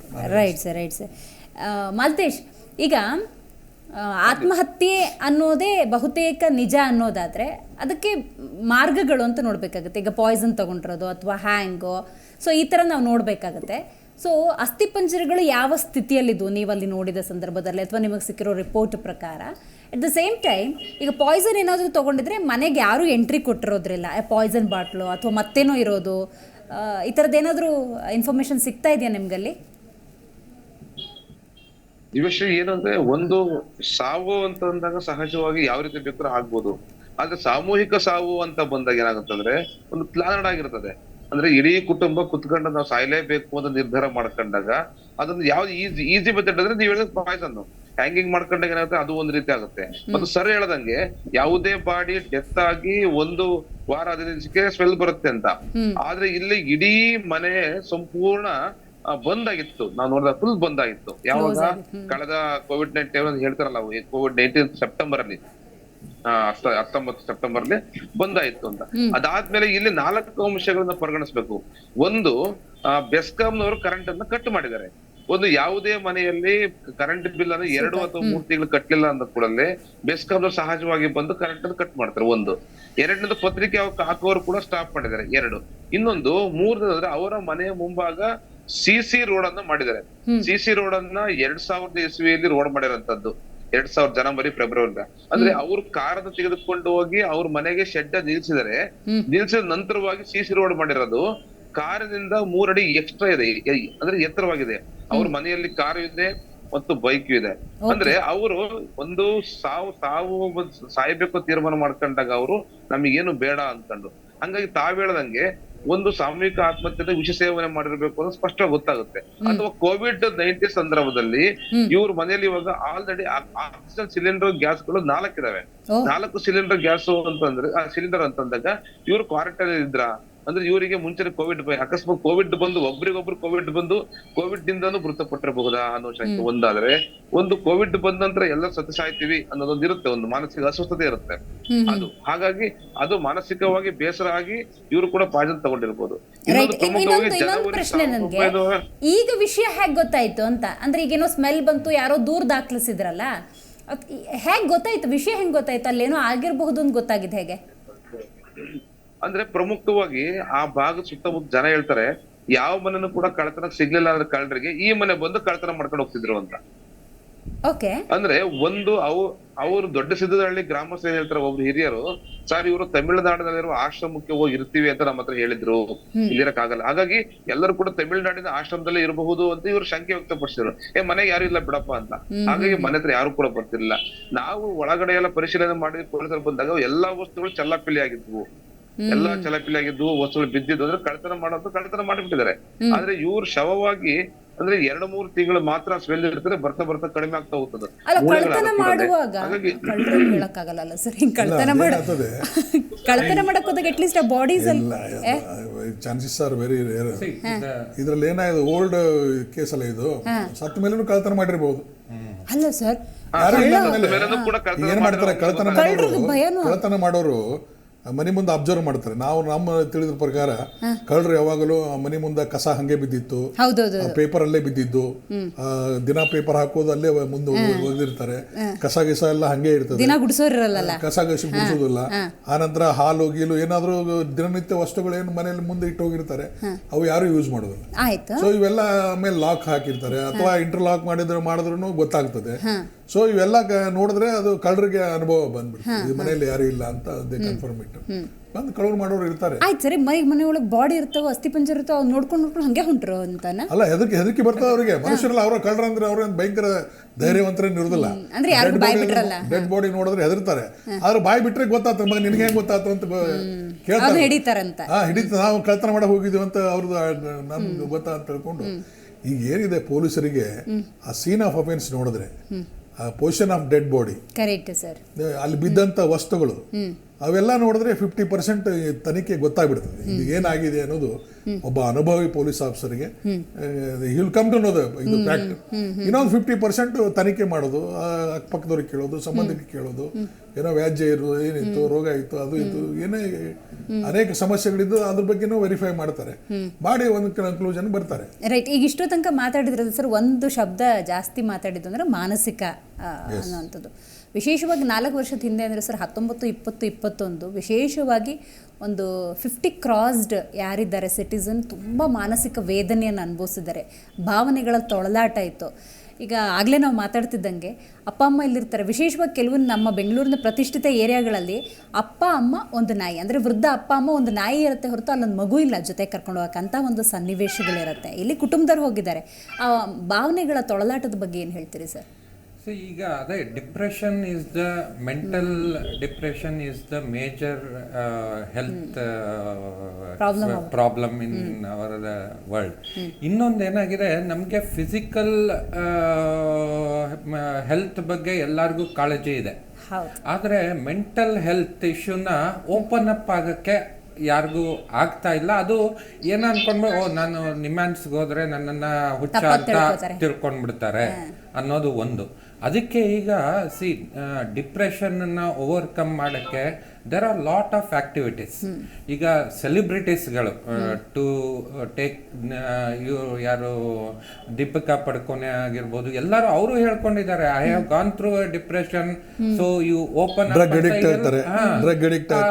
ಅದೆಲ್ಲ ಡಿಪ್ರೆಷನ್ ಅನ್ನ ಓವರ್ಕಮ್ ಮಾಡಕ್ಕೆ, ಮೆಂಟಲ್ ಹೆಲ್ತ್ ಅನ್ನ ಓಪನ್ ಅಪ್ ಆಗಕ್ಕೆ there are lot of awareness programs ಆಗ್ತಾ ಇದೆ. ಇನ್ನೊಂದೇನಾಗಿದೆ, ಇದರಿಂದ ಒಂದು what we have to take home message ಅಂತ ಅಂದ್ರೆ, ಈಗ ಕೋವಿಡ್ ಬಂದಾಗ ಏನಾಗಿತ್ತು, ಹೋಮ್ ಐಸೋಲೇಷನ್, ಎಸ್ಪೆಷಲಿ ಏಜ್ ಆಗಿದ್ದವರು, ನೀವು ಈಗಲೇ ಹೇಳಿದ್ರಿ, ಬರೀ ವಯಸ್ಸಾದವ್ರು ಇರ್ತಾರೆ, ಅಪ್ಪ ಅಮ್ಮ ತಂದೆ ತಾಯಿ ಇರ್ತಾರೆ, ಯಾರು ಇರಲ್ಲ. ಆ ಟೈಮಲ್ಲಿ ಅವ್ರಿಗೂ ತುಂಬಾ ಬೆದರಿಕೆ. ಈಗ ಅವಾಗೆಲ್ಲ ಈ ಕೋವಿಡ್ ಟೈಮಲ್ಲಿ ಏನಾಗೋದು, ಮನೆ ಒಳಗೆ ಯಾರನ್ನು ಸೇರಿಸ್ತಾ ಇರಲಿಲ್ಲ. ಈಗ ತರಕಾರಿ ಬಂದ್ರೂ ಆಚೆ ಇಟ್ಬಿಟ್ಟು ಅದನ್ನ ಸ್ಯಾನಿಟೈಸ್ ಮಾಡಿ ಒಳಗಡೆ ತಗೊಂಡ್ ಬರೋವಂಥದ್ದು, ಆ ತರ ಕೆಲ್ಸದವ್ರನ್ನ ಬಿಡಂಗಿಲ್ಲ. ಆ ತರ ಎಲ್ಲ ಕೆಲವುದು ವಾಸ್ ನೀಡೆಡ್, ಬಟ್ ಕೆಲವುದು ಅದು ಓವರ್ ಆಗಿ ಹೆಚ್ಚಾಗೋಯ್ತು. ದಟ್ ಆಮೇಲೆ ಏನಾಯ್ತು, ಈಗ ಅಂಡ್ ವೆರಿ ಆಶ್ಚರ್ಯ ಅಂದ್ರೆ, ಈ ತರ ಸನ್ನಿವೇಶ ಒಂದು ಹಳ್ಳಿಲಾಗಿದೆ ಅಂತ. ಈಗ ನಮ್ಗೆ ಬೆಂಗಳೂರಲ್ಲಿ ಇದೆಲ್ಲ ನೀವು ಅಮೆರಿಕಾಗ ಹೋಗಿ, ಸೌತ್ ಆಫ್ರಿಕಾಗ ಹೋಗಿ, ನಿಮ್ ಮನೆ ಪಕ್ಕದವ್ರು ಯಾರು ಅಂತ ಗೊತ್ತಿರಲ್ಲ. ಈಗ ಅಲ್ಲಿ ನಾವು ಪಕ್ಕದ ಮನೆಗೆ ಹೋಗ್ಬೇಕು ಅಂದ್ರೂ ನಾವು ಫೋನ್ ಮಾಡಿ ಅವರ ಪರ್ಮಿಷನ್ ತಗೊಂಡು ಹೋಗ್ಬೇಕು. ಆ ಸ್ಥಿತಿ ನಮ್ಮ ದೇಶದಲ್ಲಿ, ಅದು ನಮ್ಮ ಹಳ್ಳಿಲಿ ಬಂದು ಈ ತರ ಮಾನಸಿಕ ರೋಗ ವಾಟ್ ಎವರ್, ಈಗ ಕನ್ಕ್ಲೂಷನ್ ಬರೋದು whether it is a homicide or suicide ಅನ್ನೋದು ಇನ್ವೆಸ್ಟಿಗೇಷನ್ ಆದ್ಮೇಲೆ ಗೊತ್ತಾಗುತ್ತೆ. ಆದ್ರೆ this family was going through a turmoil which no one, if someone ಯಾರು ಒಂದು ಸ್ವಲ್ಪನಾರು ಹೆಲ್ಪ್ ಮಾಡಿದ್ರೆ it could have been avoided ಅಂತ ಒಂದು as a doctor, as a medical fraternity ಒಂದು ವಿ ಹ್ಯಾವ್ ಸಮಸ್ಯೆ ಇದ್ರೂ ಮುಕ್ತವಾಗಿ ಹೇಳ್ಕೋಬಹುದು. ಈಗ we have a psychiatrist, we have high treatment psychiatrist ಇದಾವೆ, ಆಮೇಲೆ ಕೌನ್ಸಿಲರ್ಸ್ ಇದ್ದಾರೆ. ವೆದರ್ ಇಟ್ ಈಸ್ ಆಮೇಲೆ ಈಗ ಯಾವುದೇ ದೇ ಆರ್ ಸೋ ರಿಚ್, ಯಾವುದೇ ಟ್ರೀಟ್ಮೆಂಟ್ ತಗೊಳಕ್ ಆಗಲ್ಲ ಅನ್ನೋದು ಯಾವ್ದು ಇಲ್ಲ. ಅಲ್ಲ, ಇಫ್ ನೆಸೆಸರಿ ಡಾಕ್ಟರೇ ಮನೆಗೆ ಬಂದ್ಬಿಟ್ಟು ಹೌದು. So but there are unfortunately this mental health issues ಏನಾಗತ್ತೆ, ಸೋ ಮಚ್ ಅವರು ಓಪನ್ ಅಪ್ ಆಗಲ್ಲ. That is one problem. ಆಮೇಲೆ ಈಗ ಅದಕ್ಕೇನೆ ನಾವು ಈಗ ಕೆಲವು ಇದು you might be knowing know your neighbour ಅಂತ ಒಂದು ಇನಿಷಿಯೇಟಿವ್ ಶುರು ಮಾಡಿದೆ. ಯಾಕೆಂದ್ರೆ ನಮ್ಮ ಪಕ್ಕದ ಮನೆಯಲ್ಲಿ ಏನಾಗ್ತಾ ಇದೆ, ಯಾರು ಅವರು ಅನ್ನೋದೇ ನಮಗ್ ಗೊತ್ತಿರಲ್ಲ. That is where all this problems start ಆಗೋದು. ನಾರ್ಮಲ್ ಲೈಫ್ ಲೀಡ್ ಮಾಡುವಂತ ಫ್ಯಾಮಿಲಿ ಇದ್ರೆ ಇದು ಯಾವ ಸಮಸ್ಯೆಗಳು ಆಗೋದಿಲ್ಲ, ಇಂಥ ಸಂದರ್ಭ ಉದ್ಭವಿಸೋದಿಲ್ಲ. ನಾರ್ಮಲ್ ಲೈಫ್ ಲೀಡ್ ಮಾಡುವಂಥದ್ದು, ಜನರ ಜೊತೆ ಕಾಂಟ್ಯಾಕ್ಟ್ ಇಟ್ಕೊಳ್ಳೋದು, ಅಕ್ಕಪಕ್ಕದವ್ರು ಮಾತಾಡೋದು, ಚೆನ್ನಾಗಿ ಸಂಬಂಧಿಕರ ಮನೆಗೆ ಬರೋದು ಹೋಗೋದು, ಇವೆಲ್ಲ ನಾರ್ಮಲ್ ಆಗಿ ಯಾವ ಫ್ಯಾಮಿಲಿ ಲೈಫ್ ಲೀಡ್ ಮಾಡ್ತಿರ್ತದೆ. ಇಂಥ ಸಮಸ್ಯೆಗಳು ಉದ್ಭವಿಸೋದಿಲ್ಲ.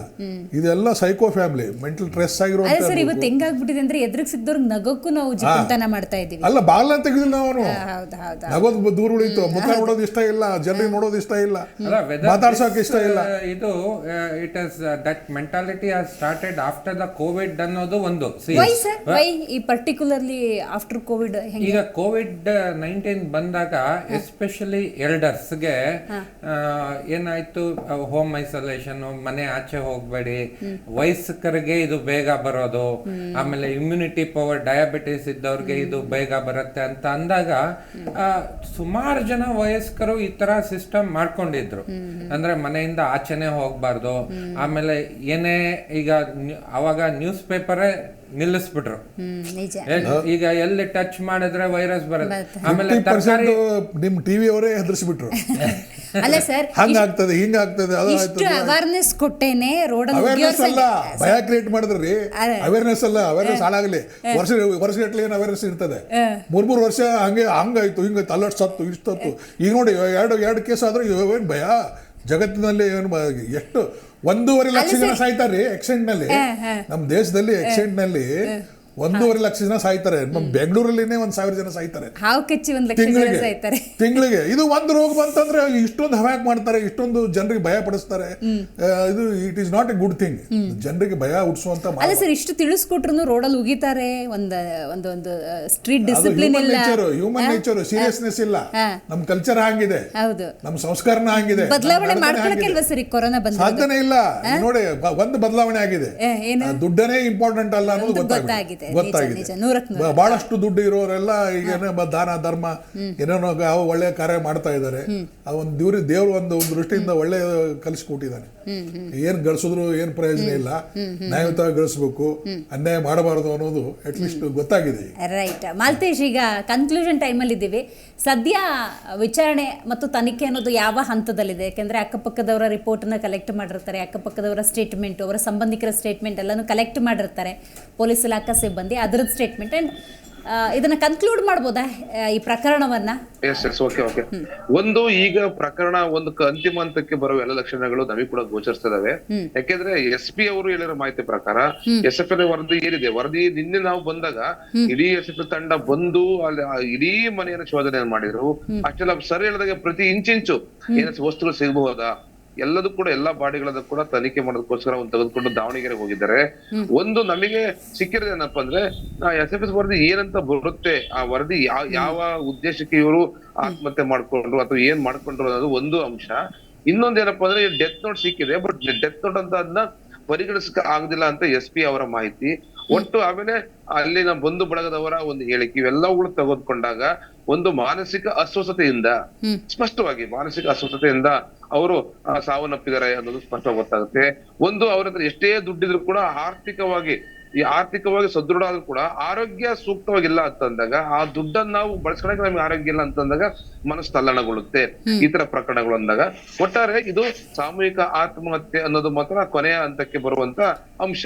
ಹಾಗಾಗಿ ಅಕ್ಕಪಕ್ಕದಲ್ಲಿ ಮನೆಗಳು ಇರಲೇ ಇಲ್ವಾ ಆ ಜಾಗದಲ್ಲಿ? ಇದಾವೆ ಸರ್, ಇದಾವೆ. ಮತ್ತೆ ಅವ್ರು ಯಾರು ಕಂಪ್ಲೇಂಟ್ ಮಾಡ್ಲಿಲ್ಲ? ಇಷ್ಟೊಂದು ಸ್ಮೆಲ್ ಬರ್ತದೆ, 5 ಜನ ಸತ್ತಿದ್ದಾವೆ ಅಂದ್ರೆ ಸ್ಮೆಲ್ ಬರ್ಲೇಬೇಕಲ್ಲ? ಇಲ್ಲ ಸರ್ ಒಂದು ಅವಾಗ್ಲೇ ದಿವ್ಯಾ ಅವ್ರ ಮಾತು ಕೇಳಿದ್ರೆ ಏನಂತ, ಈಗ ಹೆಂಗ್ ಗೊತ್ತಾಯ್ತು ಅಂತ. ಅದು ಪ್ರಮುಖವಾದ ಅಂಶ ಏನಂದ್ರೆ, ಪ್ರಮುಖವಾದ ಅಂಶ ಯಾರಿಗೂ ಕೂಡ ಗೊತ್ತಿಲ್ಲ. ಅದು ಕೆಲವರಿಗೆ ಮಾತ್ರ, ಮಾಧ್ಯಮದಲ್ಲಿ ಮಾತ್ರ ವಿಷಯ ಗೊತ್ತಾಯ್ತು. ಅದು ಪೊಲೀಸರು ಹೇಳ್ಬೇಡ್ರಿ ಅಂತಾರೆ. ಆದ್ರೆ ಏನ್ ವಿಷಯ ಅಂತಂದ್ರೆ, ಕಳ್ಳತನ ಮಾಡುವವರು ಅನೇಕ ಸರಿ ಕಳ್ಳತನ ಮಾಡಿದಾಗ ಬೀಗ ಹೊಡೆದಿದ್ರು. ಆದಾಗ ಸಹಜ ನಾಯಿಗಳು ಏನ್ ಮಾಡ್ಬಿಟ್ಟು ಒಳಗಡೆ ಓಡಾಡ್ಕೊಂಡ್ ಬಂದಿದ್ದಾವೆ. ನಾಯಿಗಳು ಹೊರಗಡೆ ಒಂದು ಬುರುಡೆಯನ್ನ ಹೊರ ತಂದ್ಬಿಟ್ಟಿದೆ. ನಾಯಿ ತಂತು ಅಥವಾ ಬೇರೆ ಯಾರು ತಂದ್ರು ಗೊತ್ತಿಲ್ಲ. ಆ ಬುರುಡೆ ಗೇಟಿನ ಹೊರಭಾಗದಲ್ಲಿ ಬಿದ್ದಿರೋಂಥದ್ದು. ಹಾಗಾಗಿ ಒಬ್ಬ ಇಂಜಿನಿಯರಿಂಗ್ ಒಬ್ಬ ವಿದ್ಯಾರ್ಥಿ ನಿನ್ನೆ ಸಂಜೆ 7:30 ಸುಮಾರಿಗೆ ಅಲ್ಲಿ ವಾಕ್ ಹೋಗುವ ಸಂದರ್ಭದಲ್ಲಿ ಕಂಡುಬಿಟ್ಟಿದೆ ಅದೇ ಬುರುಡೆ. ಅಂದ್ರೆ ಅವರ ಮನೆಯ ಮುಂಭಾಗ ನೇರದಲ್ಲಿ ಒಂದು ಮಧುಲೋಕ ಅಂತ ಬಾರ್ ಕೂಡ ಇದೆ. ಸಹಜಗಳೆಲ್ಲ ಹುಡುಗರೆಲ್ಲ ಕುತ್ಕೊಂಡು ಡ್ರಿಂಕ್ಸ್ ಮಾಡ್ತಿರ್ತಾರೆ. ಆ ಓಡಾಡೋ ಸಂದರ್ಭಗಳಲ್ಲಿ ಅವನು ಒಂದು ವಿಡಿಯೋ ಮಾಡಿ ಆ ವಿಡಿಯೋನ ಇನ್ಸ್ಟಾಗ್ರಾಮ್ ಅಲ್ಲಿ ಅಪ್ಲೋಡ್ ಮಾಡ್ಬಿಟ್ಟಿದ್ದ. ಅಂದ್ರೆ ಮನೆ ಒಳಗಡೆ ಈ ತರ ಹಿಂಗ್ ಕಾಣ್ತಿದಾವೆ. ಅದು ಕೂಡ ಕೂಡ್ಲೆ ಪೊಲೀಸ್ ಇಲಾಖೆಯವರು ಅದನ್ನ ಬೇರೆ ಅವರ ಚಾಣಕ್ಷದಿಂದ ಅದನ್ನ ಸ್ಟಾಪ್ ಮಾಡಿಸಿದ್ದಾರೆ ಅನ್ನೋದು ಮಾಹಿತಿ. ಬಟ್ ಈಗ ದಿಢೀರ್ ಅಂತ ಹೆಂಗ್ ಗೊತ್ತಾಯ್ತು ಅಂತ ಯಾರಿಗ್ ಗೊತ್ತಾಗಿಲ್ಲ. ಗೊತ್ತಾದ್ಮೇಲೆ ಆದ್ರೂ ಕೂಡ ಅಕ್ಕಪಕ್ಕದವರಿಗೆ ಸ್ಮೆಲ್ಲೇ ಬಂದಿಲ್ಲ. ಯಾಕೆ ಬಂದಿಲ್ಲ ಅಂದ್ರೆ ಇಡೀ ಮನೆ ಸಂಪೂರ್ಣ ಬಂದ್ ಆಗಿತ್ತು ಅನ್ನೋದು. ಎಲ್ಲ ಕಿಟಕಿಗಳೆಲ್ಲದೂ ಕೂಡ ಕ್ಲೋಸ್ ಆಗಿತ್ತು. ಸಹಜವಾಗಿ ಕ್ಲೋಸ್ ಆದಾಗ ಸ್ಮೆಲ್ ಹೊರಗಡೆ ಬರೋದು ಕಷ್ಟ. ಸರಿ ಹೇಳೋದಂಗೆ ಒಳಗಡೆ ಸ್ಮೆಲ್ ಇದ್ದು ಅದು ಕಂಪೋಸಿಂಗ್ ಆಗುತ್ತೆ ಅನ್ನೋದು. ಹಾಗಾಗಿ ಅಕ್ಕಪಕ್ಕ ಮನೆಯವರು ಕೂಡ ದೂರ ಎಷ್ಟೇ ಪ್ಯಾಕ್ ಮಾಡಿದ್ರು ಸ್ಮೆಲ್ ಬಂದೇ ಬರ್ತದೆ ರೀ. ನಾವು ನೋಡಿದೀವಿ, ಸಾಕಷ್ಟು ಹೆಣಗಳ ನೋಡಿದೀವಿ, ಡಿಕಂಪೋಸ್ ಆದ್ಮೇಲೆ ಆ ಸ್ಮೆಲ್ ಬರಲೇಬೇಕು. ಏನೇ ಪ್ಯಾಕ್ ಮಾಡಿದ್ರು ಗಾಳಿ ಅಡ್ಡಾಡ್ತಿರ್ತದಲ್ಲ, ಗಾಳಿ ಹೋಗ್ತಿರ್ತದಲ್ಲ, ಸ್ವಲ್ಪ ಮೈನರ್ ಹೋಲ್ಸ್ ಗಿಲ್ಸ್ ಇರ್ತಾವೆ, ಅಲ್ಲಿಂದ ಸ್ಮೆಲ್ ಬಂದೇ ಬರ್ತದೆ. ವಂಡರ್ ಅಂದ್ರೆ ಪೊಲೀಸರು ವಿಸಿಟ್ ಮಾಡಬೇಕಿತ್ತು. ಇಷ್ಟು ದಿವಸವರೆಗೆ ನಮ್ಮ 3-4 ವರ್ಷ ಲಾಕ್ ಇದೆ, ಡೋರ್ ಓಪನ್ ಆಗಿದೆ, ಏನಾಗಿದೆ ನೋಡ್ರಿ ಅಂತ ಹೇಳೋದು ಅಕ್ಕಪಕ್ಕದವ್ರು ಅಟ್ಲೀಸ್ಟ್ ಒಂದು ಪೊಲೀಸರಿಗೆ ಮಾಹಿತಿ ಕೊಟ್ಟಿದ್ರೆ ಅವ್ರು ಬಂದು ನೋಡಬಹುದಾಗಿತ್ತು, ಚೆಕ್ ಮಾಡಬೇಕಾಗಿತ್ತು. ಬೀಟ್ನವ್ರು ನಮ್ಮ ಪೊಲೀಸರು ಇರ್ತಾರೆ, ಡೇ ಬೀಟ್ನವ್ರು ಇರ್ತಾರೆ, ನೈಟ್ ಬೀಟ್ನವ್ರು ಇರ್ತಾರೆ, ಅಟ್ಲೀಸ್ಟ್ ಅವ್ರಿಗೆ ಯಾರಾದ್ರೂ ಮಾಹಿತಿ ಕೊಡಬಹುದಾಗಿತ್ತು. ಕಳ್ಳರು ತುಂಬಾ ಜನ ಪರಿಚಯ ಇರ್ತಾರೆ ಸರ್ ಪೊಲೀಸ್ನವ್ರಿಗೆ ಲೋಕಲ್ ಅಲ್ಲಿ, ನೀವ್ ಹೇಳ್ತಿರ್ತೀರಿ. ಅಲ್ಲ, ಪರಿಚಯ ಇದ್ರು ಅಕ್ಕಪಕ್ಕ ಜನ ಸ್ವಲ್ಪ ಕಂಪ್ಲೇಂಟ್ ಮಾಡಿದ್ರೆ ಅದು ಬೇಗ ಕಂಡು ಬರೋ ಚಾನ್ಸ್.